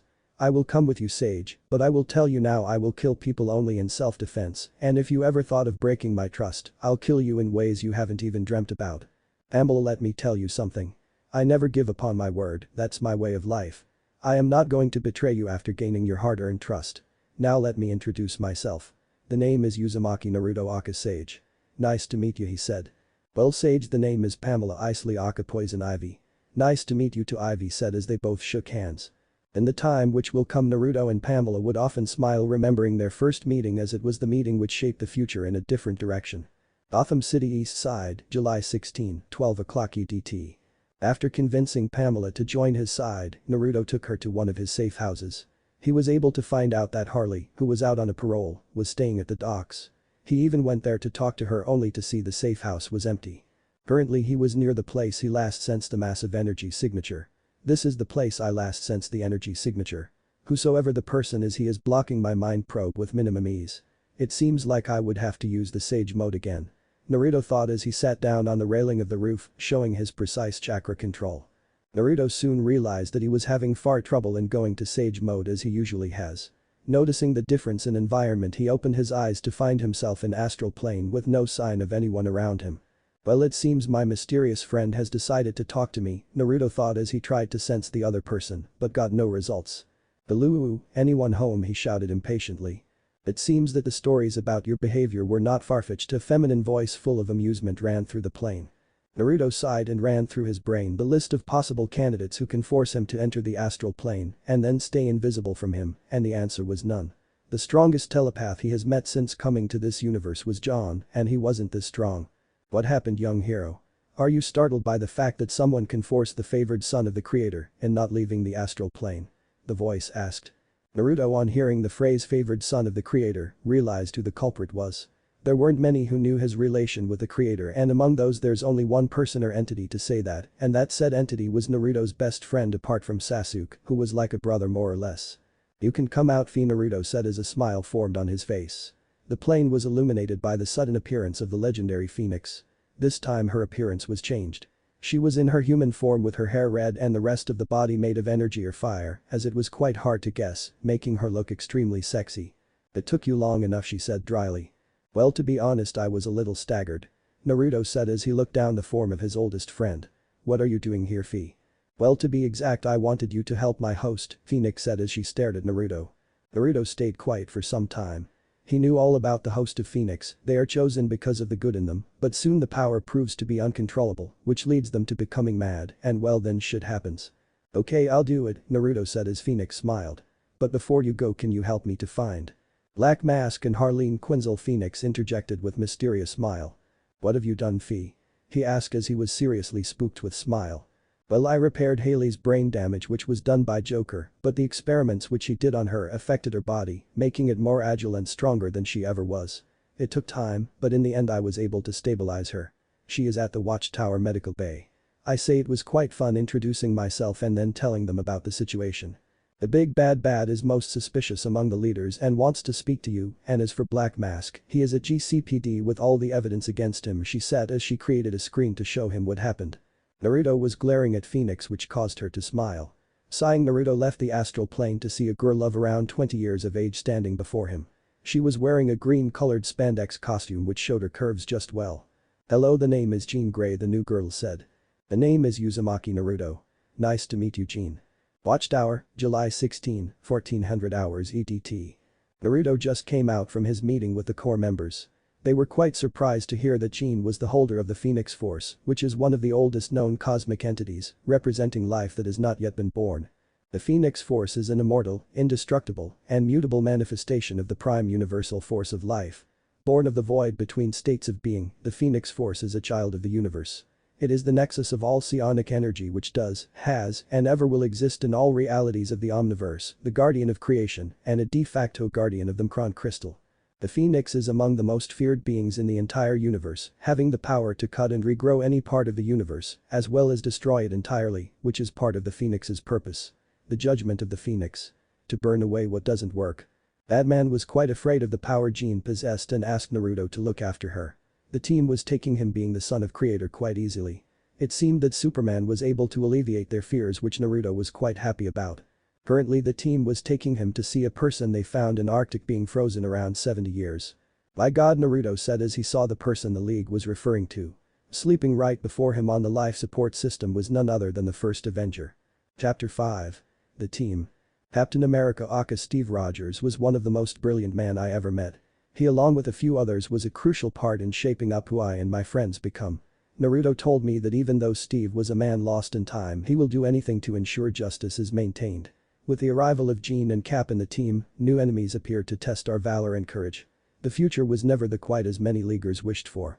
From the personal memoirs of Wally West. Steve Rogers aka Captain America had seen many things in his life. Being born in the 1920s in the Lower East Side of Manhattan, New York City, to poor Irish immigrants, Sarah and Joseph Rogers, Steve's life wasn't an easy one. Joseph died when Steve was a child and Sarah died of pneumonia while Steve was a teen. By early 1940, before America's entry into World War II, Rogers was a tall, scrawny fine art student specializing in illustration and a comic book writer and artist, nowhere the man he now is. The rise of the Third Reich had a deep impact on his life. Steve was disgusted by the things they did and decided to enlist but was rejected due to his frail body. His resolution however attracted the attention of U.S. Army General Chester Phillips and Project Rebirth. Under the banner of Project Rebirth, Steve became a test subject for the super soldier. The experiment was successful, showing that Dr. Erskine had made a right decision in believing in him. The serum is a success and transforms Steve Rogers into a nearly perfect human being with peak strength, agility, stamina, and intelligence. The success of the program leaves Erskine wondering about replicating the experiment on other human beings. Erskine refused to write down every crucial element of the treatment, leaving behind a flawed, imperfect knowledge of the steps. Thus, when the Nazi spy Heinz Kruger killed him, Erskine's method of creating new super soldiers died. Unable to create any more super soldiers, the American government made full use of him. He underwent rigorous training in various martial arts, war statistics and many other things. Within a year he was on the battlefield fighting against the Hydra and his arch-nemesis Red Skull. His battle with Red Skull went on for years as he and his team destroyed his bases throughout the war. The death of Bucky was the start of the last phase of war. Steve had found out during the interrogation of Armin Zola the whereabouts of Red Skull. The result of the fight was Red Skull was presumed dead and Steve had to crash a plane which contains explosive in Arctic to prevent a catastrophe to happen. Steve was sure that he would die, that's why he was very surprised to wake up in an hospital room with a blonde boy grinning at him. He at first thought that he was at a Hydra base and decided to make a run for escape. The blonde boy, who seemed harmless, was able to match up his attacks with minimum ease and subdue him, which shocked him, as many weren't able to do what he did. Steve was going to unleash some of the tricks he learned to get away, but he was stopped when the blonde placed his hand on Steve's head. Steve was suddenly bombarded by a lot of memories. After viewing the memories, Steve found out that it has been around 70 years since he was presumed dead. They have won the war, well thank God for that. You fine, Captain? The blonde asked. Yes, I am, Steve said as he eyed the blonde warily. Looking at his suspicious look, Naruto knew that he had to do something or the good ole Captain might try to go for an escape again. Well then, let's see if you are up to your original standards, Cap. The world needs heroes like you. It would be very bad if the great Captain America has become dull during his sleep. Don't you agree? Naruto said in a cheerful tone that caused Steve's eye to twitch. Naruto decided to give Steve the tour of the watchtower. Steve at first was quite skeptical about the blonde's claim, but seeing so many different spandex-wearing individuals looking at him at awe and whispering gave him some confidence, and the final nail in the coffin was when he met a green-colored alien named John Johns, who apologized for all the inconvenience the blonde boy named Naruto caused. John was a nice guy. He was peaceful and wasn't giving him awe-filled looks like many in Watchtower were giving him. He was also amazed by the fact the station was in the space, which was quite shocking as during his time the most advanced weapons were made by Wayne Enterprises, but their technology weren't at that level. Hell, even Hydra's technology wasn't so advanced back then. Maybe things have changed a lot from his era. After talking to John and satisfying some doubts which he had, he made his way to the gym. John had told him that the Leaguers want to talk to him and will arrive few hours later and asked him to undergo few physical tests. So it seems all the rumors about him weren't exaggerated, Clark said as the rest of the Corps members watched the captain completed the training regime in a record-breaking time. Clark was particularly shocked because Captain doesn't have superpowers. He is just a human at the peak of his abilities. The rest of the Corps members were also shocked. They haven't seen anyone without superpowers doing this apart from Batman, although much credit is given to SSS Formula they cannot help but to be impressed by his skills. "John, have you and Naruto done the tests on his blood, which I asked?" Batman said as he assessed the legend himself. The skill he was showing was the same as his. It would be fun to spar with him, maybe he could even learn more about his grandparents from him. "Yes, the tests are completed. Naruto and I were able to check up on all the members we are going to have in the team. We found certain codes in Superboy's brain and were able to negate them. We also concluded that he would be able to unlock all of his Kryptonian powers by going through massive training and time," John said as Superman and others frowned. Superman initially was quite hostile to his clone, but Naruto and Kara, who hangs around him quite often, told him to change his ways. He has started to open up to the clone, but as a brother, and had named him Connor Kent, much to the relief and happiness of the L family. Captain Batman called as Steve turned around to look at him. "We are going to run some more tests to make sure you are fine. I hope it's okay for you." "Bring it on, son," Steve said and went to solve some stages which the machine set up for him. When the tests were over, Steve went to fresh himself up and wear the new suit which apparently Flash had asked his team to make for him. His armor was as strong as impenetrable metal and as light as a feather. It was a mixture between a magical metal found on Wonder Woman's island and a very advanced fabric which was in the process of manufacturing in Konoha Incorporated. It retained its original design but can now cloak itself and had some new tech attached to it. When Steve entered the main hall, he found that all of them arriving. Taking a seat, he started to read the file which was in front of everyone's chair. Team members. A. Naruto Uzumaki Aka Sage. Naruto is the son of the creator of the universe. It is believed that Naruto is his most favored son, and his powers also show us that. Dr. Fate, sorcerer supreme of the earth and many of the gods of the Greek pantheon, has stated him as a guy who is not to be messed with at all. His powers originate from an original universe where a giant-tailed beast fox was sealed in him on his birth. The story of that world is too long, so ask him to tell you all about it, but we know that he had all of the abilities of the old world and some new, which allows him to do many different things. Initially Naruto was the dead last of his generation, but later on his life he became the strongest in his generation only through hard work and success. After rebirthing in this dimension and under the tutelage of Superman, Naruto has become a man who has its own morals and integrity, but is believed by many of us that if the situation is called, Naruto will gladly take away life of his enemies so that others can live. Naruto has undergone his full maturity at the age of 16 and has unlocked all the powers available to him, but it is seen that during the missions he tends to use his ninja abilities most of the time. He also tends to have some secrets which is quite problematic, and if ever gone Rouge should be considered as high priority Omega-1 level threat. Powers. Empathy.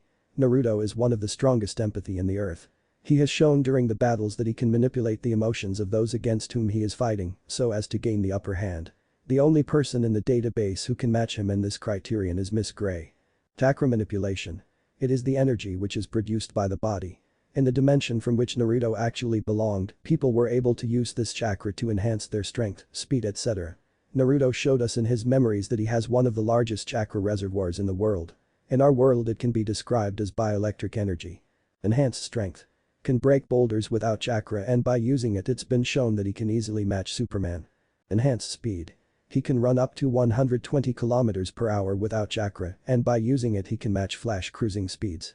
Enhanced durability. His bones and muscles are denser and harder, and so are amplified to the highest human potential, making him very durable. Enhanced agility. He is one of the most agile people in the planet. Being a ninja, he knows various gymnast tricks and can do them with minimum ease. Enhanced reflexes. His reflexes are top-notch. He can easily evade bullets from multiple people at point-blank range. Enhanced stamina. He is a stamina freak. Enough said. Healing factor. He has a very high healing factor. Can heal from major life-threatening injuries in a span of an hour. Shape-shifting. Using chakra, Naruto has the ability to shape-shift into any hero he wants. Nature manipulation. Using chakra, Naruto is able to manipulate various elements for both offense and defense. A. Fire release. B. Water release. C. Earth release. B. Lightning release. B. Wood release. Healing capabilities. He can heal any injury. It is shown that Naruto was able to regrow his sensei's eye back in his homeworld. Energy manipulation. He has the ability to manipulate any energy in his surrounding and use it as per his will. Chronokinesis. He has the ability to control time. Last time he used it to find about a thief, but it usually takes a toll on him. Gravikinesis. He has shown that he can manipulate gravity by pinning multiple goons to the ground during a recent heist. Telepathy. He has shown that back in his own dimension, he was able to block people from entering his mind and communicate to multiple people over a large area without having any visible stress. As the Jinchuriki of the nine-tailed fox. He had the ability to increase his normal attacks while using the demon's chakra. When in sync with him you can see that his strength, speed, durability etc. increases thousandfolds. He is also able to use a tailed beast bomb which is basically a nuke attack. In this dimension although he is not the host he still seems to possess the past abilities. As the son of the creator. He has immortality as one of the gift. The Pantheon god states him as the creator's most favorable son, so if I had to guess he can do almost anything that one can imagine of. Naruto is very secretive and hasn't shown any more powers, but we believe he has the power of interstellar travel, atmokinesis, existence mastery, resurrection, life force control, reality bending, dimension travel, teleportation of any form, omnipotence, omnipresence etc. Abilities. Multilingual. Has the ability to speak various languages including both human and alien. Team motivator. He has shown that when the need arises he can motivate the team to do their best and can even help them to overcome depression. Sharp intellect. He has a very high intellect and can learn anything in just a couple of minutes. Unpredictable. He is the most unpredictable person you'll meet in your life. His unpredictable tendencies make him very dangerous during fight. Sealing arts. Master of sealing arts and can create barriers and teleportation pathways in an instant. Master tactician and politician. Enough said. Master martial artist. High knowledge about human body. As a practitioner of healing Naruto has intense knowledge of human body. Illusionist. He can create illusions but usually do not prefer to use them. Weakness. Can lose control of his emotions. His durability is good but not good enough. Strong weapons and magic hurts him. B. Jean Greyhawk a Phoenix. Jean as told by Naruto is the holder of the Phoenix Force, which is the sentient energy of all the psychics present in the multiverse. She is one of the most powerful metas present in the world. Apart from Naruto, she has the potential of becoming one of the most powerful being in the universe. Even without the Phoenix Force Jean is considered a borderline Omega 3 level meta with high level of mastery in telepathy and telekinesis. If ever gone Rouge she is to be considered high priority Omega 2 level threat. This file is based on what was shown to Naruto by her friend Phoenix in his mind and by the several tests which were conducted by the League to gauge her skills. It is advised to get her some hand-to-hand skills as to help her in future. Initially, Jean's powers were simply restricted to telekinesis and even lifting her own weight quickly tired her.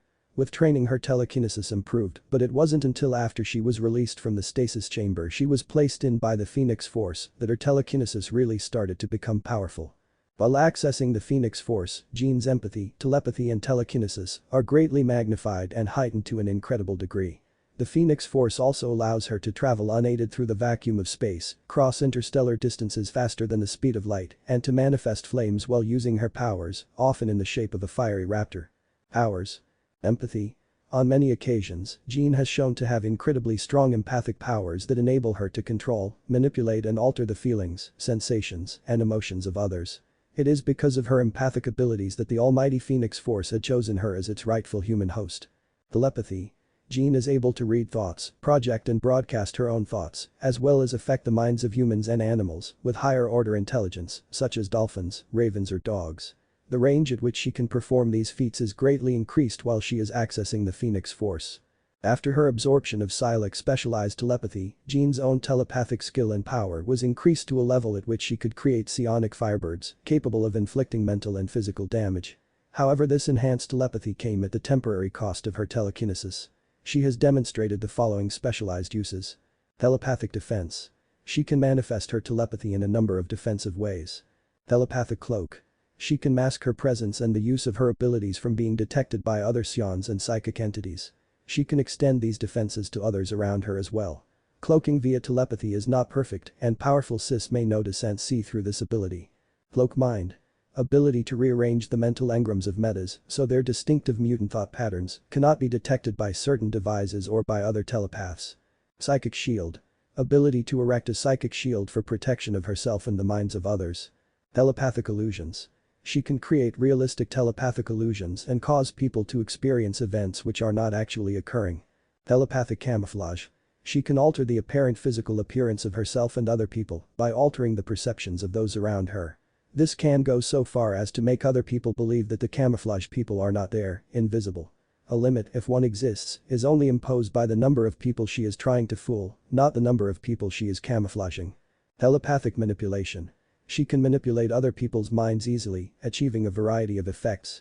Memory alteration. She can erase, implant, restore or alter the memory of others. Mind control. She can control the thoughts and actions of others. Mind possession.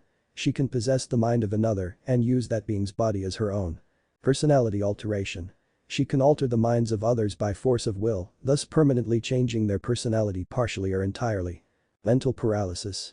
She can induce temporary mental or physical paralysis. Mental amnesia.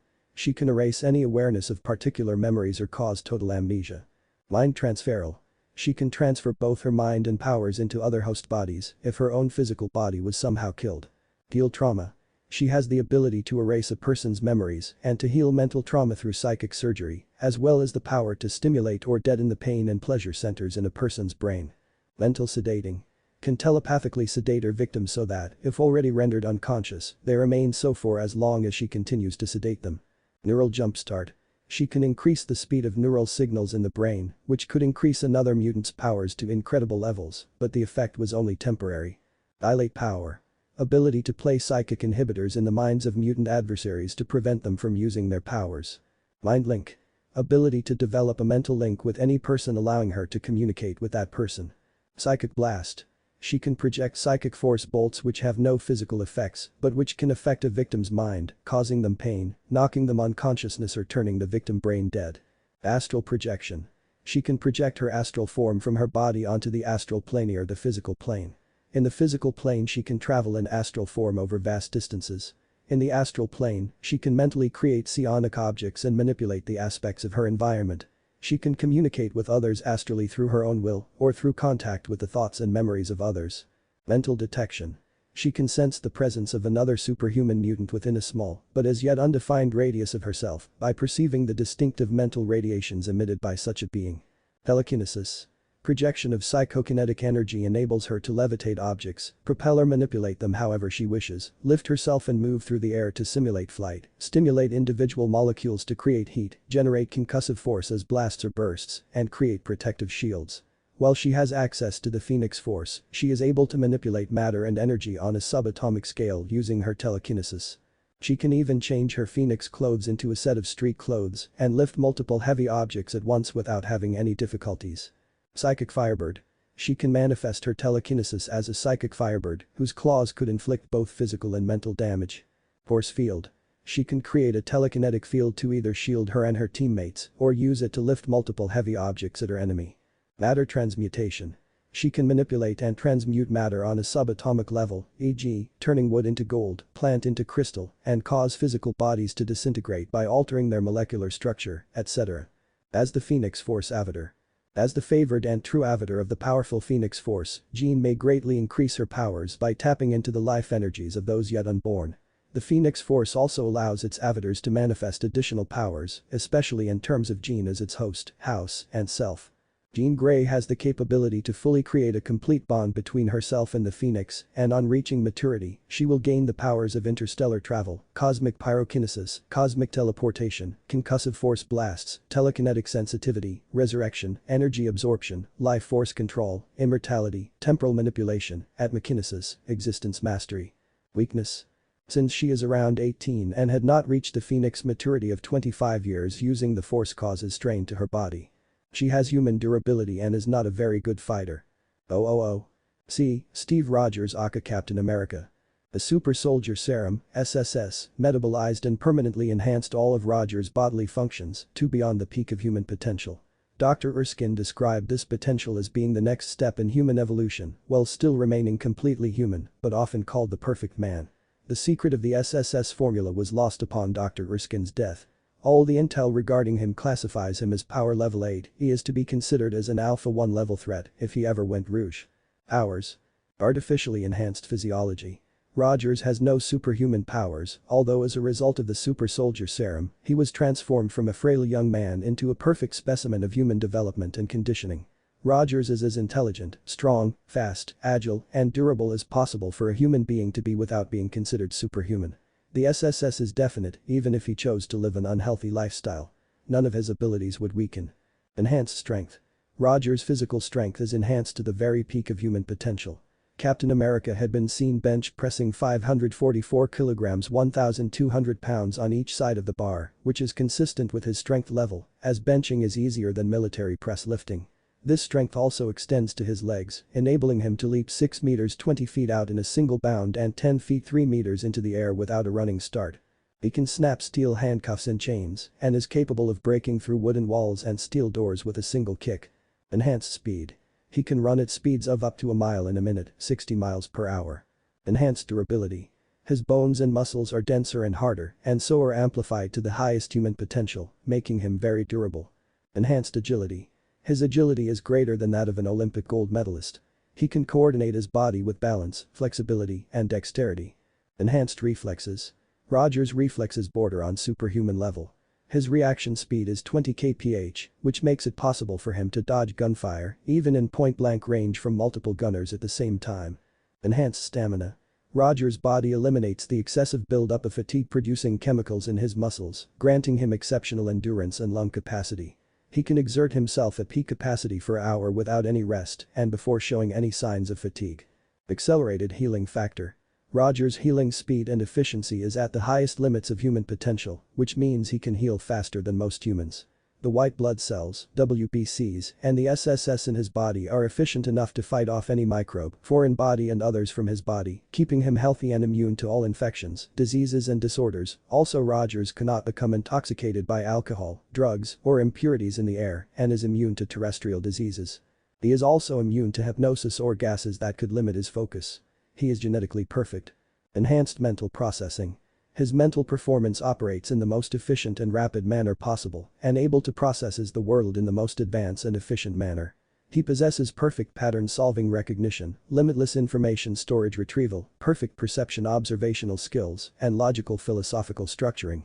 His mind also processes information quickly. He has an accelerated learning aptitude and can quickly analyze multiple, limitless information streams, e.g., threat assessment, and rapidly respond to changing tactical situations. Eidetic memory. He never forgets anything and has perfect instant recall. He can read at superhuman speeds, has perfect deductive reasoning skills, and can intuitively understand what's going to happen and how to deal with it.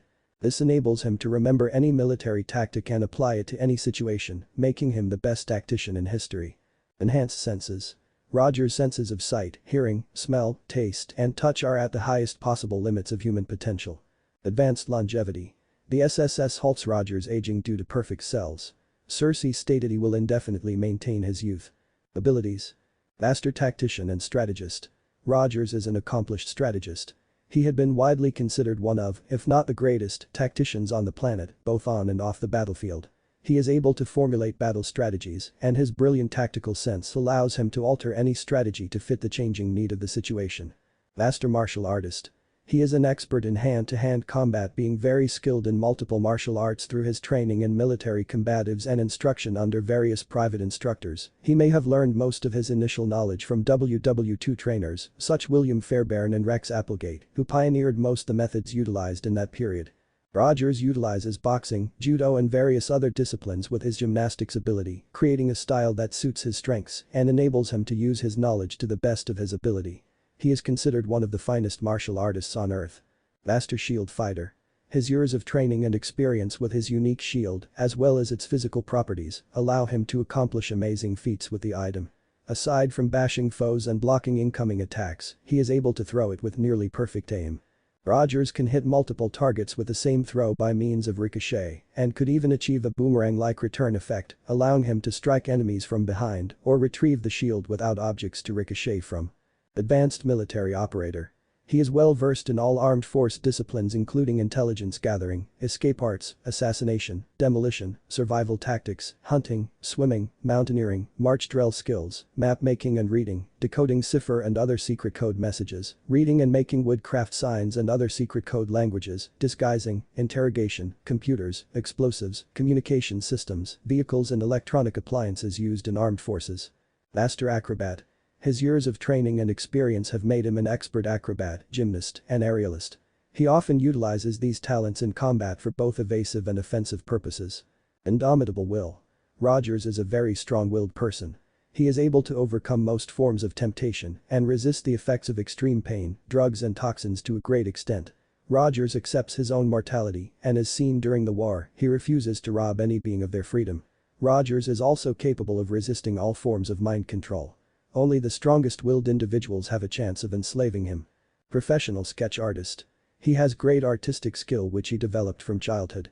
Rogers often worked as a freelance illustrator and sketch artist, even loaning his skills to the NYPD for a time. He enjoys drawing and does so with his free time. Expert marksman. He can throw most projectile weaponry with great aim and is well versed in the use of firearms, though he prefers not to use them. Expert swordsman. Steve is proficient with swords and staffs but is more comfortable with his shield. Weapons proficiency.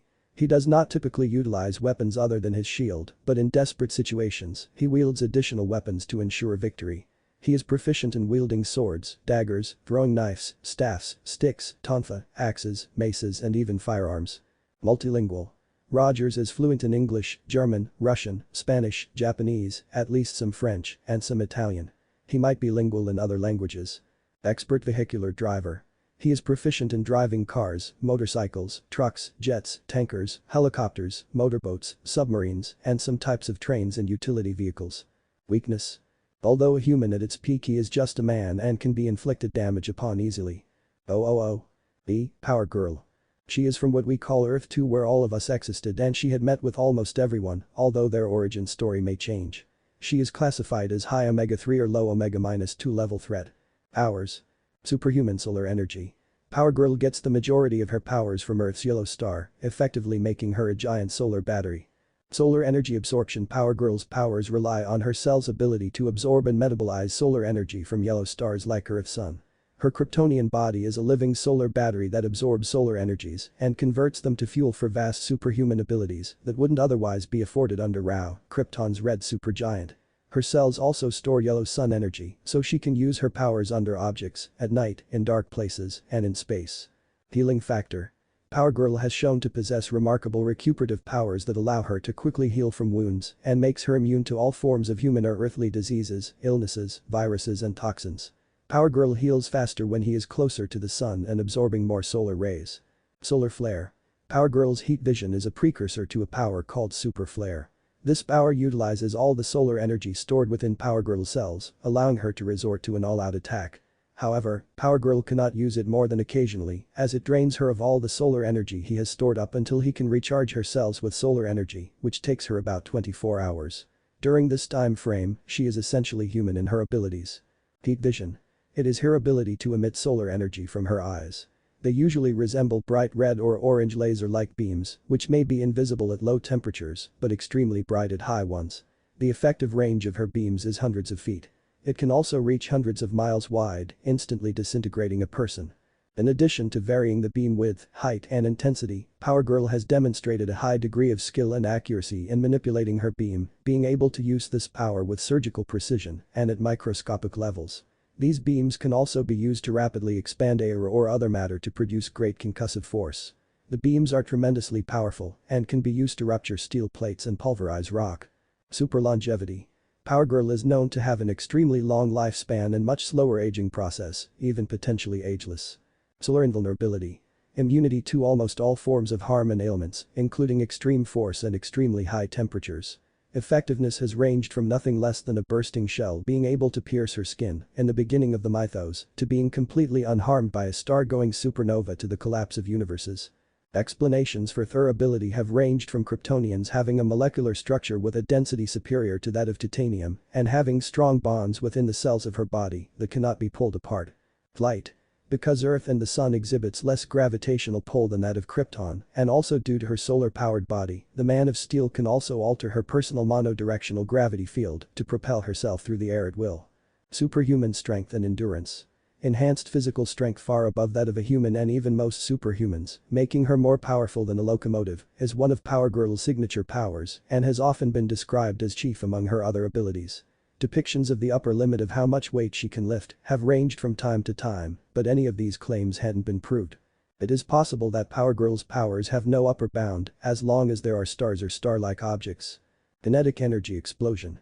Naruto has trained Power Girl to harness the kinetic energy her body generates and focus it into her blows. When doing this upon contact with a target, she can release the energy in the form of a concentrated explosion, decimating her target and thereby making her strikes all the more potent. Superhuman speed and reflexes. Another one of Power Girl's signature abilities is her superhuman speed, allowing her to move, react, run and fly faster than the human eye can perceive.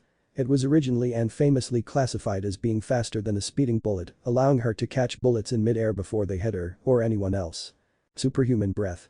She has the ability to inhale and exhale huge volumes of air with great force, capable of extinguishing large fires and moving heavy objects such as cars. Super breath also allows Power Girl to hold her breath for extended periods in airless environments.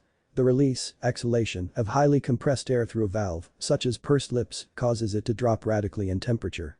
This is known as the Joule-Thomson effect, and when Power Girl does this, it is usually referred to as freeze breath, freezing breath, arctic breath or ice breath, and can cool almost anything to sub-zero temperatures and freeze air moisture solid, effectively creating ice. Superhuman senses. Power Girl possesses enhanced senses that allow her to notice details at subatomic levels. X-ray vision. The ability to see through solid objects, usually with the exception of lead. Superhuman hearing. Can hear far more sounds with far more detail and at far greater distances than normally humanly possible, including sounds on frequencies undetectable by humans. Power Girl is able to mentally screen out most of these sounds to be able to function normally, even in a noisy environment, and can focus in on specific things, like a person's voice or heartbeat, even if they are in another part of the city. Like humans and most animals, she is skilled at automatically noticing her own name out of the jumble of several overheard conversations, making her adept at quickly responding to calls of distress all over the city. Superhuman vision. Her senses grant her the ability to see farther and with greater accuracy and detail than humanly possible. She can see frequencies invisible to humans, such as radio transmissions, infrared light, and the bioelectric aura which surrounds all living things, even in pitch-black darkness. Offshoots of this power include telescopic vision, which allows her to zoom in on faraway objects, sometimes hundreds of miles away, and microscopic vision, which allows her to zoom in on objects that would normally be too small to see, like those on a cellular or molecular level. Superhuman olfaction. She has a heightened and highly accurate sense of smell comparable to some animals such as dogs. Can be used to detect things like the chemicals in a bomb hidden somewhere in a crowded room. Abilities. Superhuman intelligence. Power Girl is often shown to have a flawless, eidetic memory of everything he has ever seen, read, heard, or otherwise experienced. Power Girl is capable of multilingualism and is able to learn, speak and understand any language he comes in contact with. Power Girl possesses intellect that surpasses genius level. People from Krypton already had genius-level intellect, being a society thousands of years ahead of Earth in technology. In the presence of a yellow sun, Power Girl's intelligence is further enhanced, literally to superhumanoid levels, giving her super intelligence and allowing her brain to operate faster than a supercomputer. Her intelligence has enabled her to create effective strategies and tactics when engaging enemies during situations from which her powers alone cannot save her. Martial artist. Power Girl is an expert martial artist and has learned various forms of fighting. Weakness. Kryptonite. Power Girl's most famous weakness, kryptonite, originated as radioactive fragments of the planet Krypton. Kryptonite was created by fusion during the explosion that destroyed the planet. Power Girl cells store electromagnetic radiation from the rays of a yellow sun and convert it into energy, manifesting as her superpowers. When Power Girl is exposed to the green kryptonite, its high-band radiation rapidly interferes with the cellular process, causing severe physical pain and the loss of her powers, but since she is not from this dimension, only liquefied kryptonite is effective on her. It is to be noted that other kryptonite doesn't affect her. Red sun radiation. Natural in Krypton's planetary system, red solar radiation replaces the higher-yield yellow solar energy in Power Girl cells, robbing her of the fuel for her powers. The process does not have the painful, crippling and fever-like symptoms of kryptonite and essentially leaves Power Girl with the normal health and abilities of a human of her age and fitness level, as it did for the entire population of Krypton during its existence. Exposure to yellow solar radiation causes her powers to return. Magic. She is affected by most forms of sorcery in the same way as any normal human being is. Lead. Although the element lead is the one substance that blocks kryptonite radiation, one of Power Girl's intact weaknesses, it is also the one substance through which Power Girl cannot see with her X-ray vision. Solar energy exhaustion. If Power Girl is forced to engage in strenuous physical activity for a large amount of time, or is forced to perform one very difficult task without continuous solar energy absorption, she will end up expending all of her stored solar energy and will continue to be weakened and be rendered vulnerable until he replenishes her solar fuel. Unlike Superman, she needs to take rest at regular intervals. Steve looked at the rest of Leaguers who were looking at him, and at the moment he knew that his work wasn't over. "So when am I starting?" he said as he looked at the rest of the core members with determined looks. Chapter 6. Personal Affairs. Jean and Karen were the two people that knew Naruto completely. They were the people in his family that bind him to the ground mostly. They were kind people who were ready to help anyone they could, but at the same time were the most dangerous enemy one can hope for. In short, I can say that they were responsible in making Naruto who he is today. From Personal Memoirs of Wally West. While Steve was busy talking to the League members, the rest of the members of his team were spending time in different ways. They have read the file given to them by Batman, and many of them were quite surprised that the Blonde Knight was able to deduce so much about them, but then shrugged it off. What can they say? He is Batman, it's his job to know what others don't, or otherwise how he will be able to retain the title of the world's greatest detective. Jean had decided to spend more time with Naruto. During the past few days they both have very close to each other. Naruto seemed to be really himself when he spent time with her. During the time which they spent with each other they were just natural. Maybe it was the fact that Phoenix was one of his oldest friend that Naruto was able to open up to her so easily. Jean told him that when she was around 10. Her best friend got hit by a car, which in turn awakens her telepathic and telekinetic powers. The event was traumatizing for her and she got in a comatose state and was able to come out of it only when Phoenix helped her, and soon they formed a friendly bond and started to train with her powers. Currently Naruto and Jean are sparring in the dojo of the secret home Naruto made using his clones and creation of all things. The home was situated at the depth of Himalayan Valley and was more like a big school with all the things required for a high-tech hideout. Naruto made it some weeks before as to compete with Clark's fortress, but much to his dismay, it was far behind in terms of technology. No surprise there. The only thing that it was ahead in was security because of all the seals which Naruto had put up in the area and all the contingencies he had made. Hell, even Wally was quite surprised when he saw the number of traps in this place. What? He was a shinobi by heart. Sue him for that if you want. Jean was cursing herself over the fact that she somehow agreed with Phoenix in context of Naruto training her, because Naruto takes the definition of a strict teacher to a whole new level. They both were showing a lot of those capabilities, which they weren't able to show during normal missions. Jean was continuously throwing telekinetic projectiles on Naruto at speeds which were not visible to normal eyes, but the blonde shinobi was dodging it with extreme ease. Jean has improved a lot in past few days in her powers, Naruto thought as he countered a telekinetic blast with his own, causing a large explosion which caused a lot of craters to be formed. Using the explosion as a distraction, Naruto immediately made his way towards Jean in a burst of speed and engaged in a hand-to-hand combat with her. Jean knew that she was in trouble as soon as Naruto engaged in hand-to-hand with her. Knowing that she was in a tough spot, she decided to use some tricks she learned recently. Channeling Phoenix Force, she encased her hands and legs in a phoenix cloak. Something which was inspired by Naruto, and started throwing punches. What the hell? Naruto thought as he dodged those punches. It is similar to Sans Blaze release. Jean must have thought of it when she saw my past. It's good that she has enough control on this, or else the person who will come in contact will die spontaneously. Naruto, wanting to end this, quickly activated Kurama's chakra in his hands and caught her punches, but the force of the punch was so strong that he fell backwards, with Jean also taking the ride with him and landing on him. Naruto and Jean found themselves in a very compromising position, with Naruto's member poking Jean and their lips being centimeters apart. Jean, not wanting to let go, kissed Harry, forcefully shocking him for a few seconds. Overcoming his shock, he started kissing her back while his hands started to grope her ass. Things were going to escalate a lot when Naruto sensed someone tripping his security seals. Sighing, he left, leaving a very frustrated Jean behind. Naruto looked rather surprised, but actually kind of happy to see Jean sitting on his bed when he returned from the security check. She was dressed in a thin white robe that wrapped around her body and her bare legs were on full display. Her long bare legs displayed themselves in all of their drool-worthy glory and Naruto felt a bit weak in the knees, but he recovered. She moved a little bit to allow her robe to flap a little bit to show a hint of her sexy toned tummy and her delicious-looking belly button. He also saw her lacy blue panties. It did not stop Naruto to think that the color of these panties matched the shade of his own eyes. Naruto responded when he looked at her, she was absolutely breathtaking. "What can I do for you?" Jean smiled a mischievous smile when she looked at Naruto before a rather particular thought echoed through her mind. "Oh Naruto, there's a lot you can do for me, believe me." Jean made his way towards Naruto. Swing his hip seductively. "The Phoenix Force never really allowed me to be in relationship because people wouldn't have survived the power of the Force, but I know you're strong enough to handle anything that is sent your way. I know that you are strong enough to handle me." Jean breathed huskily in Naruto's ear when she moved forward and Naruto wrapped his arm around her and pulled her body into his, feeling her curves press against him. The two of them locked eyes, with Naruto half expecting some kind of interruption.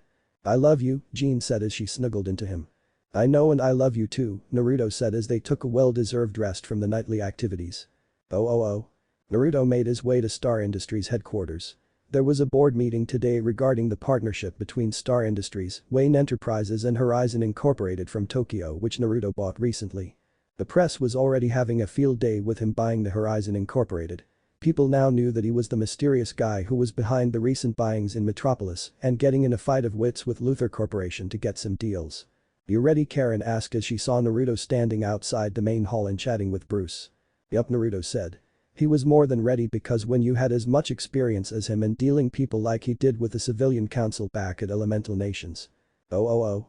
Board meeting went sweet as a whistle. Naruto showed all the members the future plans of the alliance. The deal was such that the alliance will produce new things in the field of medicine and technology. After the meeting was over, Bruce went back to Gotham while Naruto took Karen to his new penthouse to eat lunch. The cook had made classic dinner for them. Naruto and Karen had a great time. Naruto also told her about him and Jean being couple and his suspicions were proved right when he felt sadness from her. Which soon evaporated when Naruto told her that he had to have a collective due to his unique parentage. Chapter 7. Drop Zone and New Friends Part 1. It wasn't until that day that I consciously realized something. It was something so obvious that I didn't even think about it. In fact, I didn't want to think about it because it hurt so much. I couldn't deny it though. The fact was, I was always depending on other people. There was not one moment up to that point where I won a true battle completely on my own strength. There was always a weapon, ally, or even catastrophe that got in the way. Something always saved me. But now when we were in field and Hydra was one of our enemies and anything can happen. Naruto and Steve have already asked us to keep our guard up at all the times and that advice came in use many times in my life. Every big fight, I had help or interference. It was only when I was truly alone did I realize this. When I didn't have someone to lean against, I fell. And what a shameful fall it was. I always thought that I was so strong. I believed that because I was the fastest boy alive and trained by my Uncle Flash who was the fastest man alive, I would be able to complete the missions on my own easily. Boy was I wrong. I was a big fish in a little pond known as Keystone City. There was a whole ocean ahead of me and I didn't even acknowledge it until that day. Because when you're all alone and defenseless, there's nothing to protect you but your own memories. And that was my wake-up call. Spider-Man and Hawkeye were the names I have been hearing before I was even Kid Flash, with Spider-Man saving the day at New York City and Hawkeye at LA. Barry had told me that they started doing this when they were 15 and there were numerous cases which showed about how both of them prevented natural calamity on their own. Wanda was different case, she was magic and I learned the hard way of making fun of the fact. To think of it, they alongside Naruto, Karen and Jean were of new era which we soon became a part of. From personal memoirs of Wally West. Oh. Hall of Justice Thursday, July 22, 10 o'clock EDT, 2010.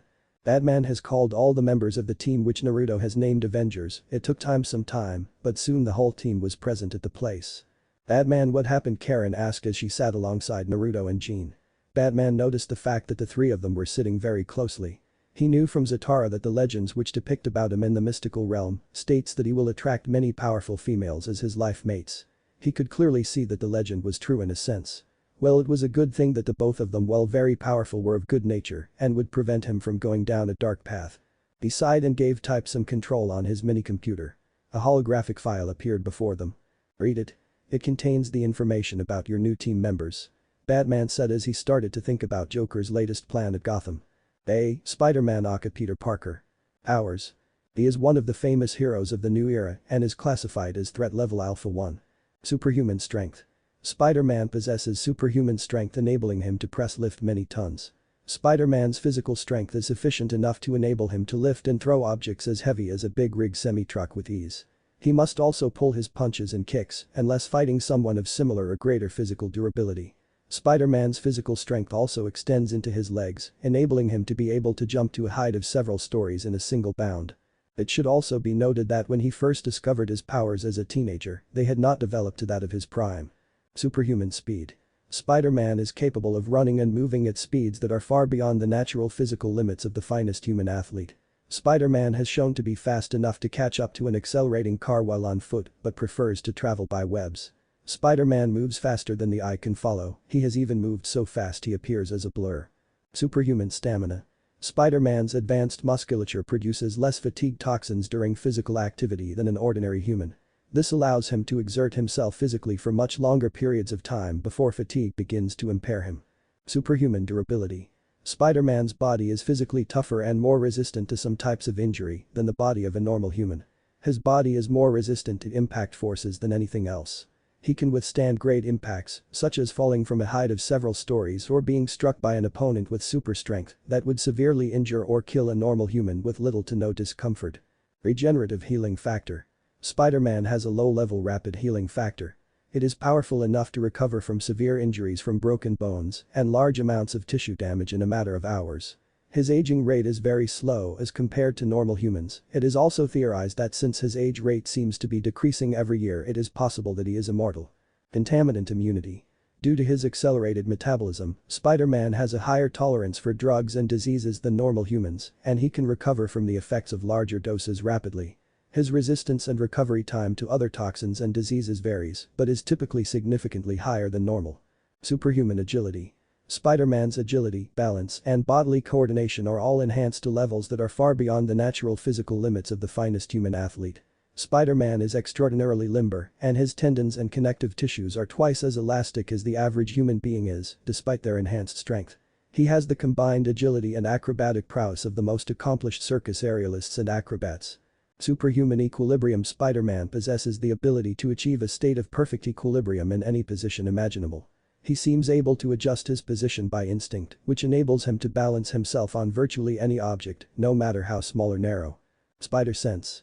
Spider-Man possesses an extrasensory danger or spider sense, which warns him of potential immediate danger by the manifestation of a tingling sensation in the back of his skull and links with his superhuman kinesthetics, enabling him to evade most any injuries unless he cognitively overrides his automatic reflexes. Superhuman reflexes. Spider-Man's reflexes are similarly enhanced and are currently about 40 times greater than those of an ordinary human. In combination with his spider sense, the speed of his reflexes allows him to dodge almost any attack or even gunfire, given sufficient distance. Spider-Man has even been shown in some cases to be able to dodge gunfire using just his reflexes without his spider sense. Abilities. Indomitable will. Spider-Man has a strong force of will, completely free of evil and temptation. For years, he has struggled to balance his life as a student and his superhero duties. He is able to emerge from defeat even stronger. Genius-level intellect. With an IQ north of 250, Peter is easily one of the most intelligent men on Earth. Expert inventor-engineer. With his knowledge and expertise in mechanics, robotics and engineering, Peter has been able to use his amazing intellect and resources at Wayne Enterprises to create many inventions such as the 4 spider armors, the Spidey stealth suit, his famous web shooters, the CryoCube 3000, and the noise reduction headphones. At Parker Industries he invented a magnitude of devices including but not limited to the anti-electro netting. It was successful in depowering Electro, one of his enemies. Science major. A brilliant scientific mind, Peter possesses a graduate in biochemistry, as well as expertise in various fields of applied science, chemistry, physics, biology, engineering, and mechanics. He is an accomplished chemist and physicist. Skilled photographer. Peter is a very skilled photographer and has worked for the Daily Bugle and the Frontline as a photographer. Master acrobat. Thanks to his great strength and phenomenal equilibrium, Parker is an excellent athlete, excelling in all gymnastic fields and being able to perform every acrobatic stunt ever performed, including others that can never be performed by even an Olympic acrobat. Master hand-to-hand combatant. Due to his life being bullied and pranked as a young teenager to acquiring amazing superhuman capabilities and combining them with his scientifically adept and creative mind, Parker has through time become an excellent hand-to-hand combatant, utilizing a fighting style that directly complements his superhuman abilities. His methods are volatile, enabling him to rival practically all types of combatants. Peter has been trained by Black Canary and Batman in unarmed combat. Skilled businessman. Peter has managed to turn Parker Industries from a small company based in New York to a worldwide conglomerate within 8 months, with headquarters in London, Manhattan and Shanghai. The Clint Barton aka Hawkeye. Hours. Hawkeye possesses no superhuman abilities but has trained his body to be at the peak of human conditioning. He is classified as threat level Alpha 2. Abilities. Master Archer. Barton has trained himself to become a master archer specializing in the use of regular bows, longbows, compound bows, and crossbows with near-perfect accuracy. He is capable of firing multiple arrows at a single target in a few seconds, hitting multiple targets in a few quick strokes, and directly hit small targets in the greatest of distances. Barton has even been known to hit an apple in the center of it. He practices a minimum of 2 hours per day to keep his skills honed. Expert marksman. He possesses very keen eyesight and his accuracy is virtually unerring. He was trained in his youth by Green Arrow with thrown blades, bowls, bolas, and boomerangs. He now has near-perfect precision with any aimed or thrown weapon. He can hurl objects with extreme speed and accuracy, both in direct aim and complicated Rebans interactions. Expert acrobat. Barton possesses exceptional human strength, endurance, and stamina. He is athletic, with very good reflexes and agility. This, combined with training as an aerialist and acrobat, makes him capable of numerous complex acrobatic maneuvers. Expert martial artist. Barton is an excellent martial artist, having been trained in various forms by Batman, who was arguably the world's greatest hand-to-hand combatant. Skilled tactician. As shown in his leadership of the West Coast Avengers and the Thunderbolts, Barton is a highly competent strategist, tactician, and field commander. Weapons proficiency. Although he is not known to use melee weapons, Barton's incredible reflexes and hand-eye coordination allow him to easily master most weapons. He also received training in swordsmanship during his youth from the original swordsman, who was considered one of the greatest experts in sword fighting the world has ever known. Barton is skilled with swords, knives, nunchakus, staffs. Trilingual. Not only is Hawkeye fluent in English, his mother tongue, but also in Italian and in American Sign Language. Weakness. Normal human weakness. See, Scarlet Witch aka Wanda Maximoff. She is one of the premier mystical experts in the world, apprenticed to the Ancient One since the age of 5. Rumor has that she has defeated Zatara at the age of 12 with minimum ease. Commonly known as the Scarlet Witch, she is classified as Omega 2 threat. Hours. Chaos magic reality warping. Wanda's main power is the superhuman ability to manipulate and warp reality at will by manipulating chaos magic. Teleportation. Wanda can teleport herself and others over long distances or open portal and gates for different purposes. The full extent to this ability is unknown. Telekinesis. Wanda can manipulate, propel and levitate things using his mind as well as fly or hover, which she can also accomplish using magical energy. Intangibility. The ability of invisibility or near invisibility and phasing through solid material. Mystic bolts. Banishment. Wanda has banished many types of creatures and humans to other dimensions. Transmutation. She has the ability to change one thing to another. Telepathy. Wanda can psychically communicate and read minds. Time manipulation. Wanda can freeze, slow, and travel through time. This magic is enacted only through extreme concentration and takes a lot of her energy. Conjuring of objects. Various other spells. These spells seem to be quicker to perform but lesser in power than spells using divine energy. Wanda has used her magic altogether to alter her clothing through something akin to minor molecular control and manipulate elements, etc. Wanda can amass as much wealth gold as she desires using magic, allowing her to get a big mansion at Oxford to allow her to attend her medical classes at Oxford University. Elemental manipulation. Wanda can manipulate and control the elemental forces. Astral projection. Wanda can release her astral form from his body instantaneously and at will. In this form she does not need to breathe, eat, drink or sleep, is unrestricted by physical laws, is invisible, though can be seen by any if she wished it so, intangible, and incapable of being harmed by all but the most powerful and rigorous of mystic means, can traverse at virtually any speed desirable. Protective shields. Wanda can shield herself or her allies using her magic. The strength of the shield depends on the magic and the will of the user. Hypnotism. Illusions. Universal awareness. By performing mediation, Wanda can anomalies in time and space, allowing her to protect against time travelers, extra-dimensional invaders, space aliens, etc. Infinite longevity fearlessness. Wanda's lifespan has been extended and her fear of dying subsided in a manner similar to that of her mentor the Ancient One due to a successful contest against death. Though she can still be killed and even physically wounded, he cannot succumb to any medical diseases, nor does he age. However, she still requires food, water, oxygen, and sleep, same as a normal human. Wanda passed a test by the Ancient One and defeated death, or more accurately, accepted death. As a result, from that moment forward, Wanda stopped aging. Divine sources. Wanda can channel the extra-dimensional energy of mystical and non-mystical beings in multiple dimensions to empower her spells. This can take the form of standard spells or just stating what she wants to occur and channeling some being to make it happen. It is unknown at this time what debt, if any, she incurs by invoking the powers that be. There is no strict quid pro quo, though some entities will feel she is obliged to heed their call when they need help in their conflicts. This ability to be a conduit to multiversal power sources has given rise to the phrase Wanda is as powerful as the god she invokes. Darkness of the divine conduit, black magic. By sheer force of will take the power of another entity.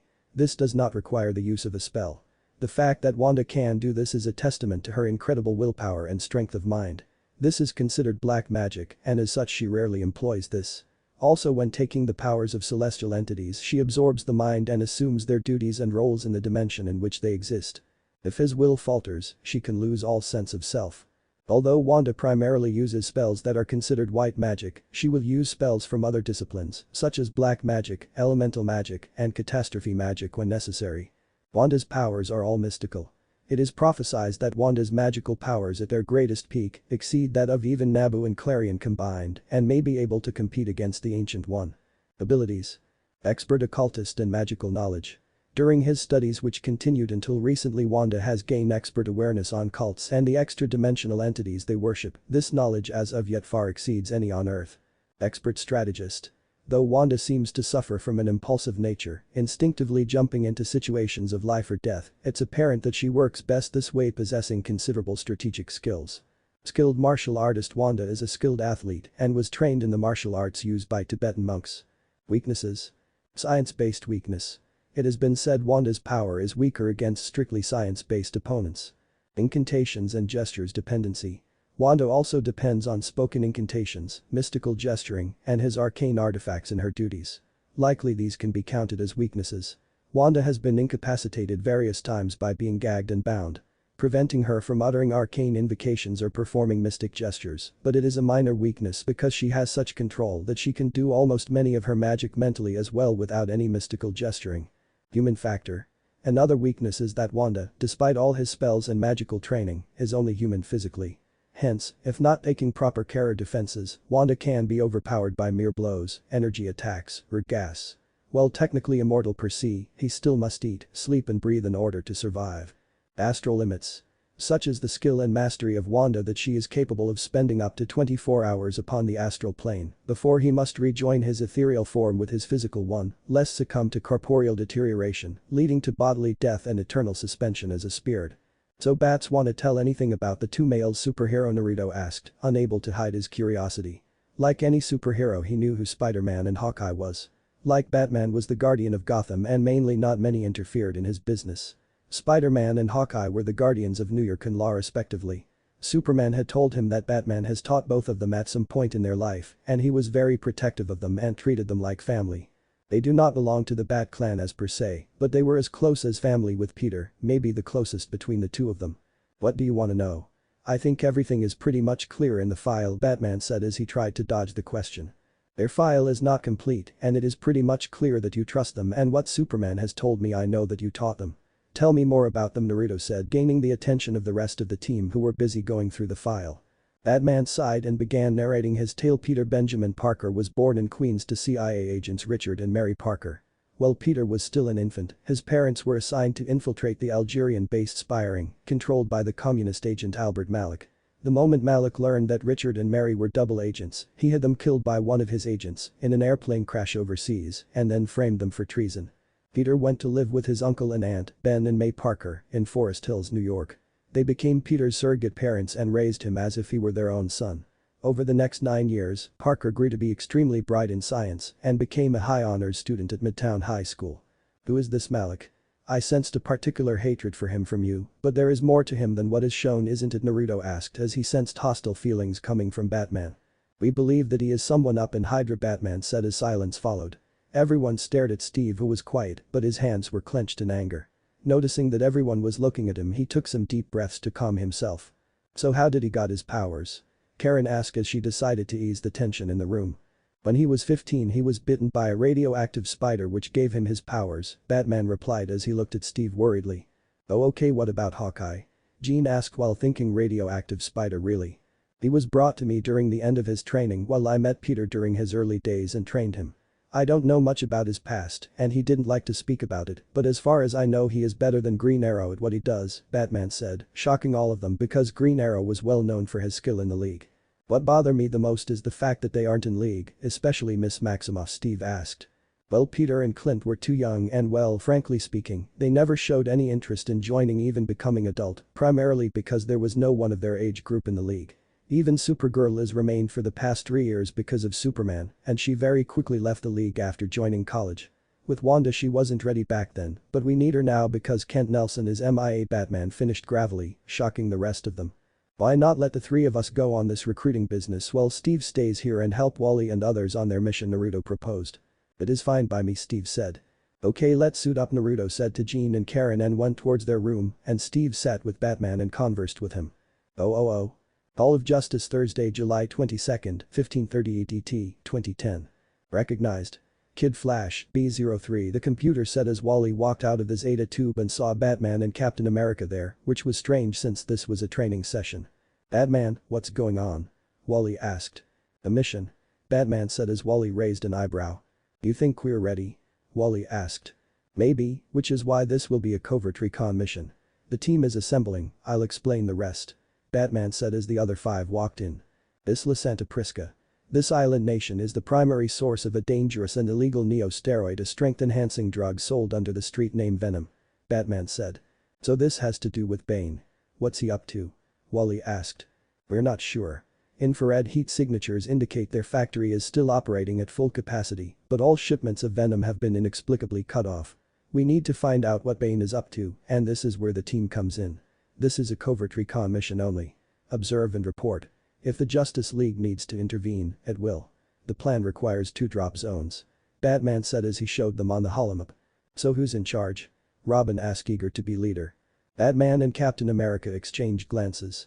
"Captain will be joining you guys, so he will be the main person in charge, but apart from him work that out among yourselves," Batman said as Robin nodded and smiled. Oh. New York, July 22, 12 o'clock EDT, 2010. Naruto and the girls decided to use the new Starjet made by Star Industries for travel.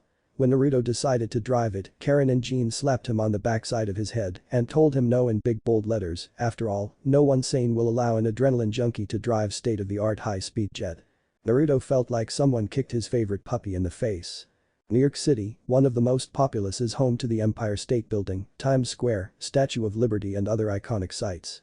New York City is a fast-paced, globally influential center of art, culture, fashion and finance, but for super-powered community, it means that the city is the home of a famous wall-crawling superhero.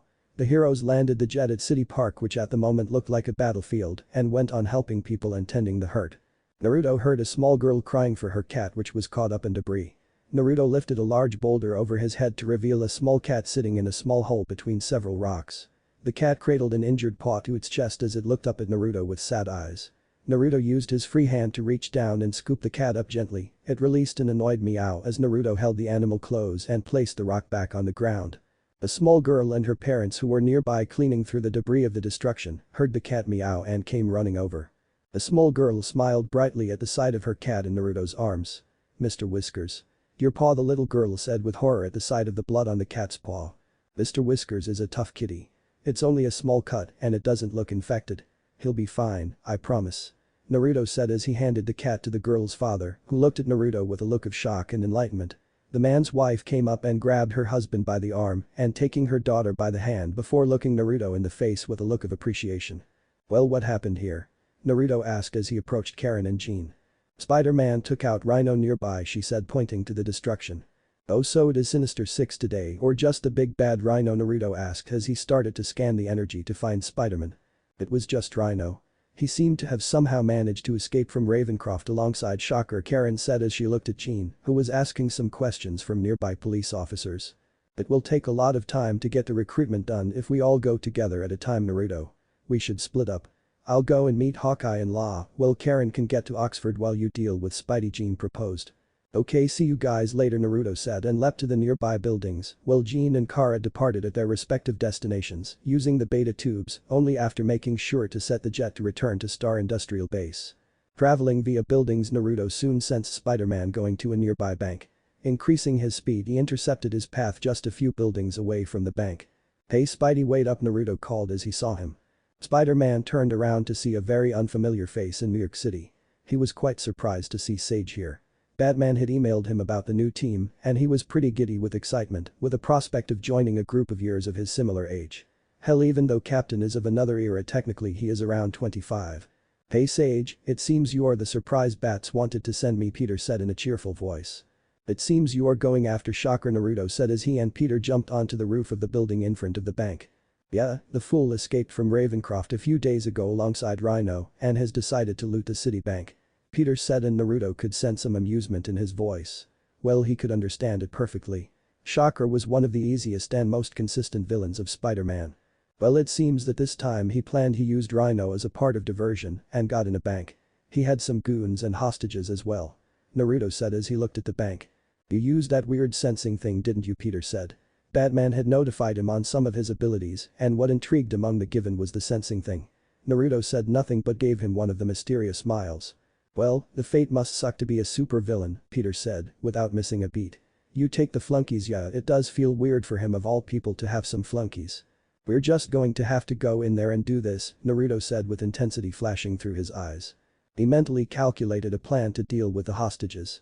The blonde hero jumped through the window and managed to take out the two henchmen without being seen. So, how are you doing, Herman? Shocker looked up, his mouth hanging wide open, and he was face to face with everyone's favorite neighborhood web slinger. You? Shocker yelled once again and he blasted at Spider-Man. He went to attack him in a furious attempt to take him down.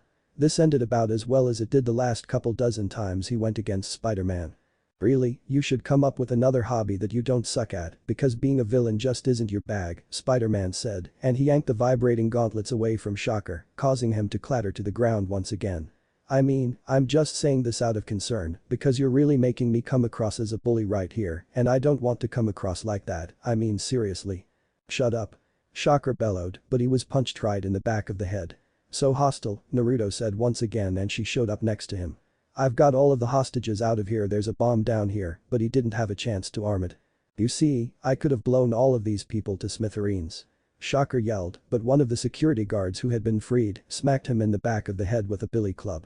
Good work, Spider-Man, Sage, the guard said in a light and casual voice. After handling Shocker to the police, Naruto and Peter made their way to the Parker Tower, which was situated at Manhattan. Once reaching there, Peter asked his AI Jarvis to ask the cook to send some refreshments to his personal room while they both chatted. So this new team will be based on taking on Hydra and other agencies which the League cannot handle, Peter said. Yeah, pretty much. You can say that we will be the espionage group for the League, Naruto replied. Well, I am, and Peter said after pondering for a long time, which caused Naruto to smile. Welcome to Avengers, Peter. Oh. There were times that Captain truly hated silence. Captain was glad that Naruto asked him to go on this mission to keep his mind busy. Ever since Batman has told the group that Hydra was active, he had the feeling of dread coming upon him. The menace that he had essentially died to destroy, the group that killed countless good soldiers, including Bucky, his best friend in the whole world, had denied him the chance to have a happy life with his friends and, essentially prevented him to have a family with Peggy, was active behind everyone's back. And thriving. His mind keeps flashing the unpleasant memories of the war, and that's why he was glad that Naruto asked him to go on this mission to keep his mind busy. A busy mind kept the silence away, and silence let his thoughts wander to unpleasant memories. As such, Captain was currently pondering on his current situation. He currently was stuck in the bio ship, which was the Martian girl Megan's private spaceship. The team, commonly named as Young Justice among the Leaguers, they really needed to pitch some names soon. Even him, who was sleeping for almost 70 years, felt that it was somewhat corny had been assigned its first mission. As a junior version of the Avengers, they were asked to gather information of Bane's factory at Santa Prisca. Like any hero, he knew about Bane.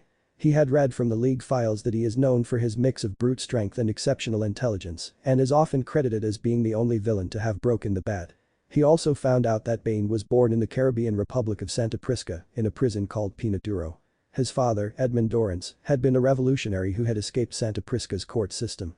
The corrupt government decreed that his young son would serve out the man's life sentence, and thus Bane's childhood and early adult life were spent in the immoral penitentiary environment. One thing led to another, and Bane soon became a known name in the criminal world and soon gained control on Santa Prisca. The soldier was uncertain about this little adventure. He had thought that the young hero's first mission would be somewhat easy. This, however, was really dangerous. This was Bane's island, and the guy was one of Batman's most famous rogues. His combination of intelligence and brute strength were terrifying. He knew why Batman gave this mission to the young Justice. It gave them ample of time to gauge their performance for the Avengers. The team on the whole was a good.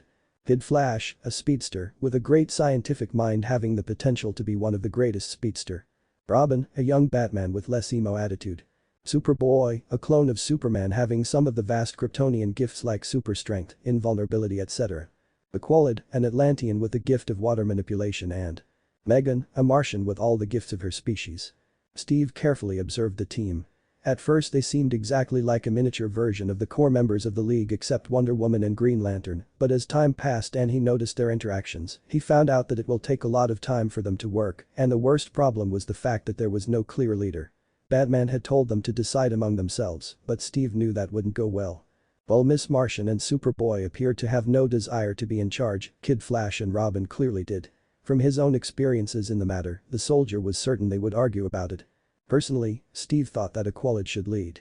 Despite the fact that Naruto has been training Wally for past few weeks and Robin has been under Batman's tutelage for a long time, Aqualid was the most level-headed out of everyone. Yet, he also didn't appear to want the spot. Perhaps he knew about the stress of being in charge. His mentor was a king after all. Calder had to observe Aquaman making some tough decisions. But the Avengers, the job of leading them seemed to be under him, Naruto and Karen, and he had no problems with that. The three of them had been in wars on various occasions. With Naruto fighting the Fourth Shinobi War and Karen fighting the Darkseid War in their respective dimensions. He had read their files and by personal experience he had found both of them to be brilliant. He was glad that they will be able to prevent each other from making bad decisions like his old team prevented him during the Second World War. For Steve, the stealth gear was pretty useless. His new suit was mostly dark to begin with, and since he had infiltrated many safe bases in the past, he had a lot of experience in stealth. The super soldier, however, could see the advantage of having clothes changed to something less conspicuous. Once again, Steve was amazed by Martian tech. Steve did not, however, enjoy all the stupid flirting going around. Kid Flash always looked at Miss Martian like a hungry dog looked at a bone. His attention was always fully on the green girl. Steve didn't care about this while off missions, but they had to be serious. Without a girl around, Kid Flash was a dangerous speedster and science prodigy. Add in the hormones, though, and you got a drooling idiot. He would have to tell Flash and Naruto about this development though. Then there was Miss Martian's reaction to Superboy. Steve could see that she was attracted to him. From a girl's perspective, it was probably hard not to be, but that didn't matter. Gan would completely lose her focus around the clone. An inability to focus while around someone they're attracted to. I suppose that's something that both sexes have. Steve mentally noted. That was wonderful insight. Yet it came from one of the most clueless people in the world, at least in his own life. Perhaps Steve had a better understanding of attraction and love for other people's lives, but not his own. Or maybe Miss Martian and Kid Flash were just that blandly obvious. Yeah, it was probably that. He was disturbed by his thoughts by Superboy asking him something. I beg your pardon, Steve said. Can you tell us about your first mission, Superboy asked, and everyone was looking at him. Well, my first mission was to destroy a Nazi camp alongside Hydra. Me and my friends went in there and created havoc. To be frank, I was around 20 at that time and was damn afraid, but I had belief in myself and my friends will win, and we did, just like I have the belief that you guys will be able to clear this mission easily. By the time they reached Santa Prisca it was already dark. Taking a glance at Superboy, Steve noted that he wasn't going to bungee down out of the bioship. You know, in my experience, falling from this height makes a lot of noise. What's your point? Superboy questioned. Causing a miniature earthquake is not covert, son. Steve explained. So, either you hook up or I will hold you up like a little baby and bring you down. Now which do you think will be more embarrassing? For Superboy, the choice was easy. He immediately hooked himself onto a line. As the non-flying heroes were lowered to the ground, Miss Martian floated down. They were now in a thick jungle. It would certainly help them remain hidden, but they could easily get separated. Miss Martian and Superboy would stay with the group, but Kid Flash or Robin might run off. Steve would make sure to stop them.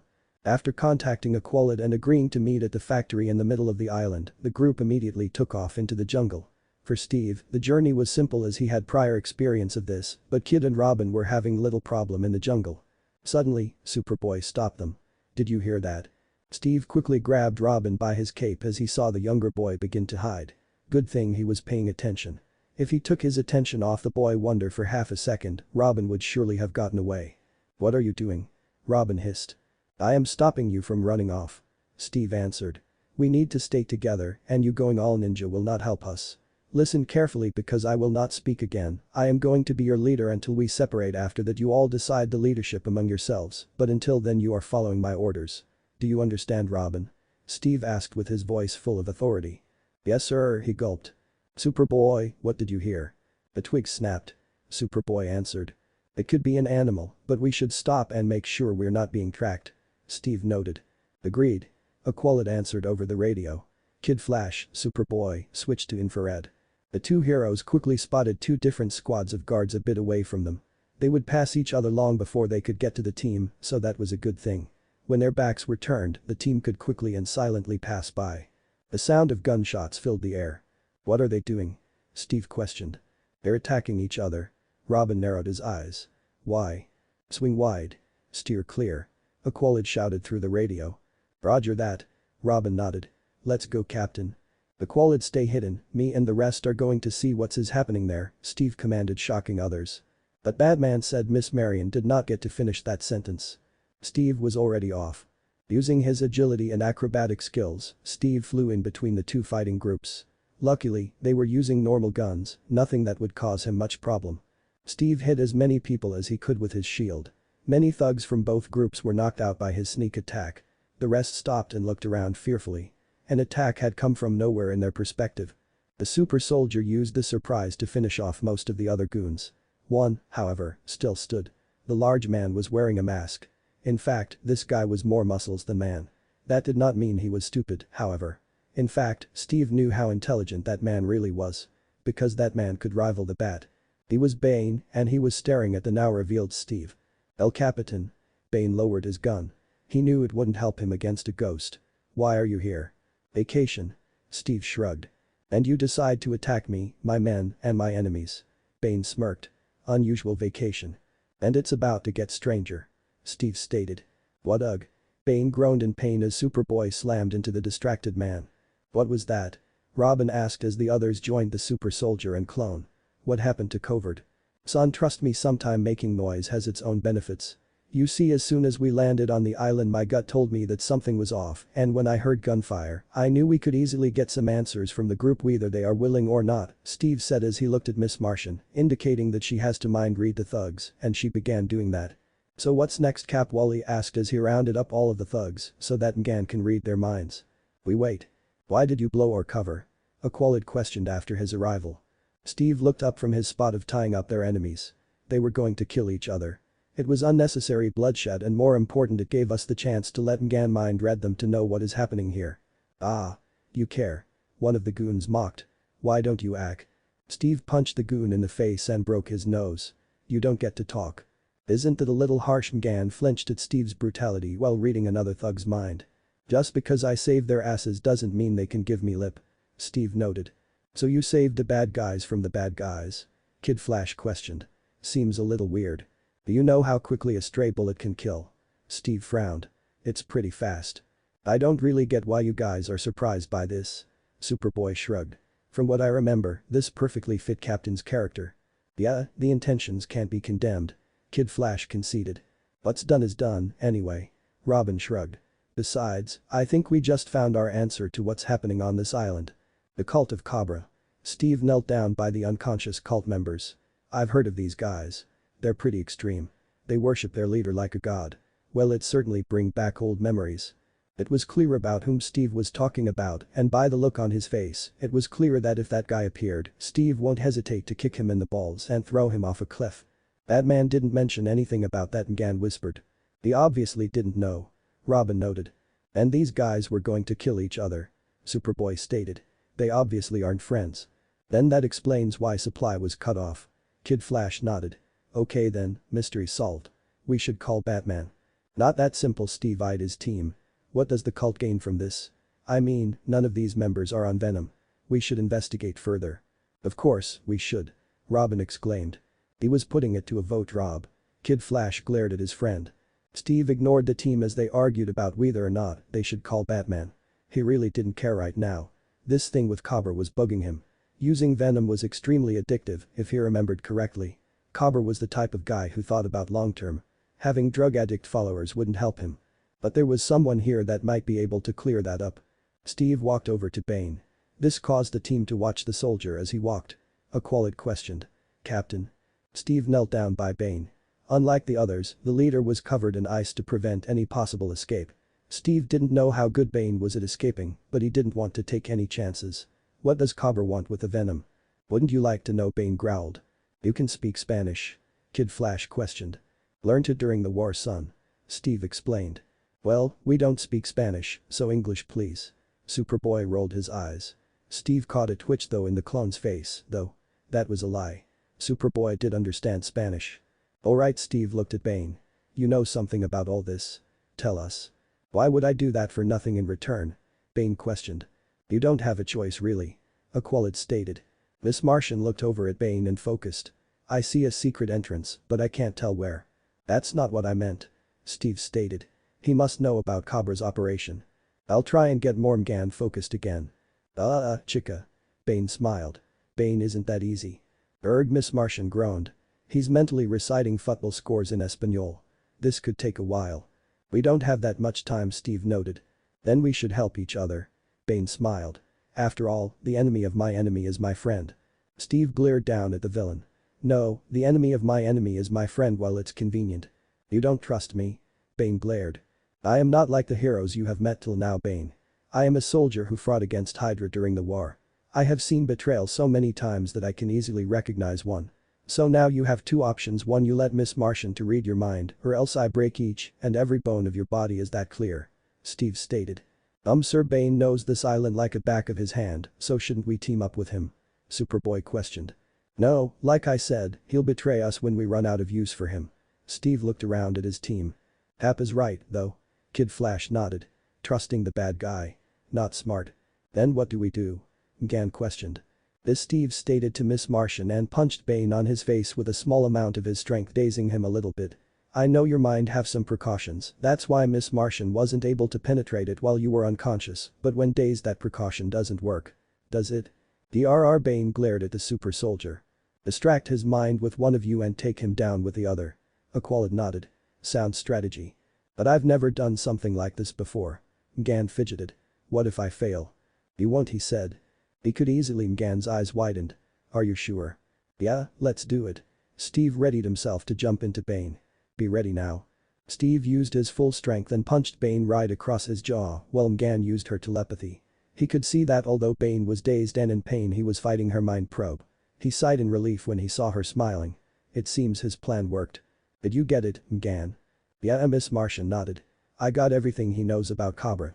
Good, Steve said as he pushed some of the pressure points in Bane's neck, causing him to fall unconscious. The team left Bane and the other men hidden in the forest. They would be dealt with later. Now, though, they had to get into the factory.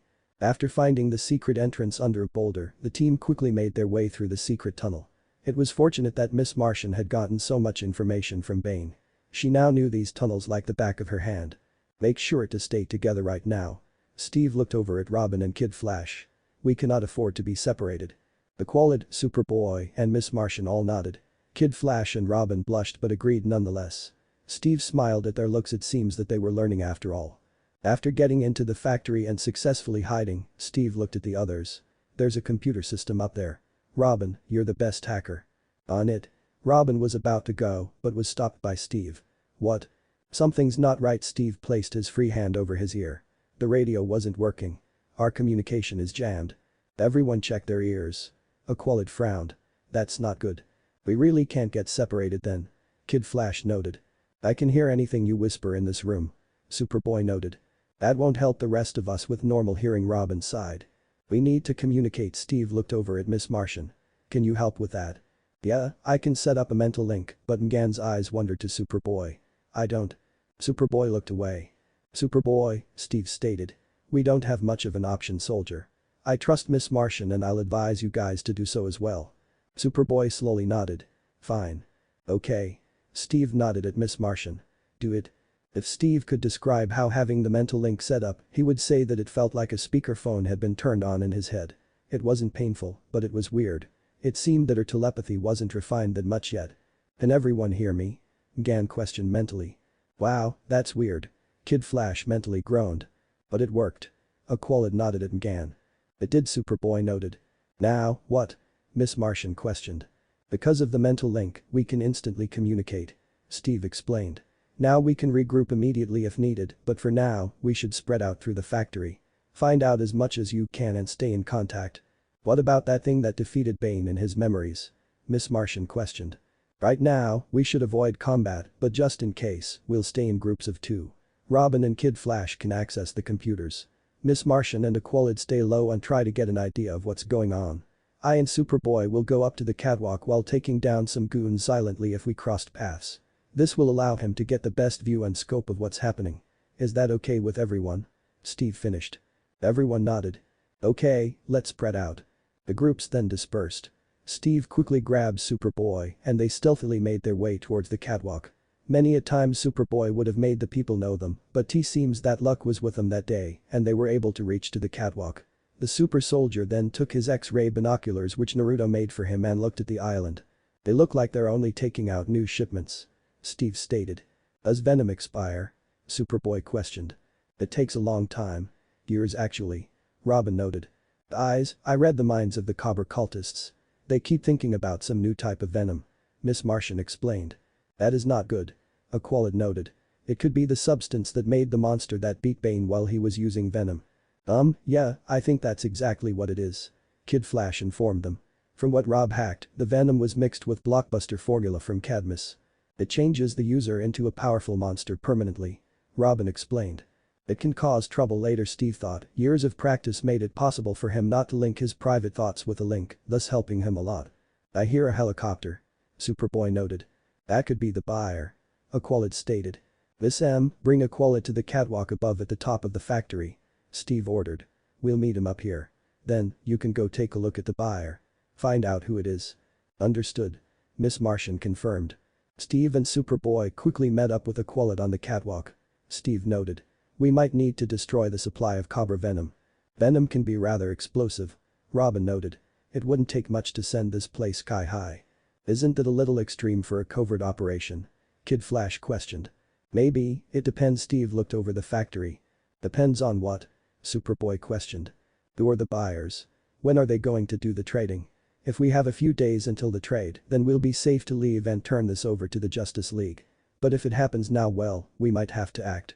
Steve explained. Aqualid nodded at the super soldier. That makes sense, but I would prefer to avoid any more fighting. Yeah, me too, but son, in our cases, we usually have to fight our way out. Agreed. Steve acknowledged. I think we can avoid an all-out brawl. Captain, I found the buyers. Sending a mental image to the entire team now. Miss Martian informed. Or maybe not. Steve's fists clenched. Crap. Sportsmaster. Aqualid mentally shouted in alarm. We cannot indulge him one-on-one. We've been over our heads since we found out about Cobra. Kid Flash exclaimed. We can take him. Superboy stated. It's not him I'm worried about. Steve felt sweat run down his neck. It's the experiments that worry me. The group consisted of several people. Cobra was a pale man wearing a red robe with a snake hood. The giant being with tough gray skin and red hair was the mammoth that beat Bane. Sportsmaster was the blonde man in the goalie mask and sports equipment. In addition, there was also an experimental giant. The Hydra logo on their shoulders clearly stated who their master was. Seeing him, Steve knew he had his work cut now. Who is he? Some science fair reject Wally joked, trying to ease the mood. Trust me. He is an experiment super giant made by Hydra. He is dangerous. Steve warned. All of them are. Then what do we do? Miss Martian questioned as she landed by the boys on the catwalk. Steve watched as the group walked through the factory. This is an emergency situation. This place needs to go down now. But how do we do that? Aqualid questioned. Robin, Miss Martian, and I can set up explosives. I have plenty with me that we can use. We need to be careful, though. Steve warned. Cobra, Sportsmaster and Mammoth. Hell, even that goddamn experiment might be able to spot us. What about the rest of us? Superboy questioned. Superboy, stay up here, you are on the lookout. Also listen in on the group. Miss Martian, can you open telepathic channel through the link? Steve inquired. Yes. Alright, we'll need to know the full details. Aqualid, Kid Flash, sneak outside. Set up explosives on the outside in the nearby jungle. That way, we can draw everyone out of here with a distraction. Steve informed. No one will get hurt by the explosions. Robin realized. Yes. Any arguments? Steve questioned. There were none. Then let's do this. What if Naruto x Jean Grey Young Justice end here, and thanks for watching my video till the end.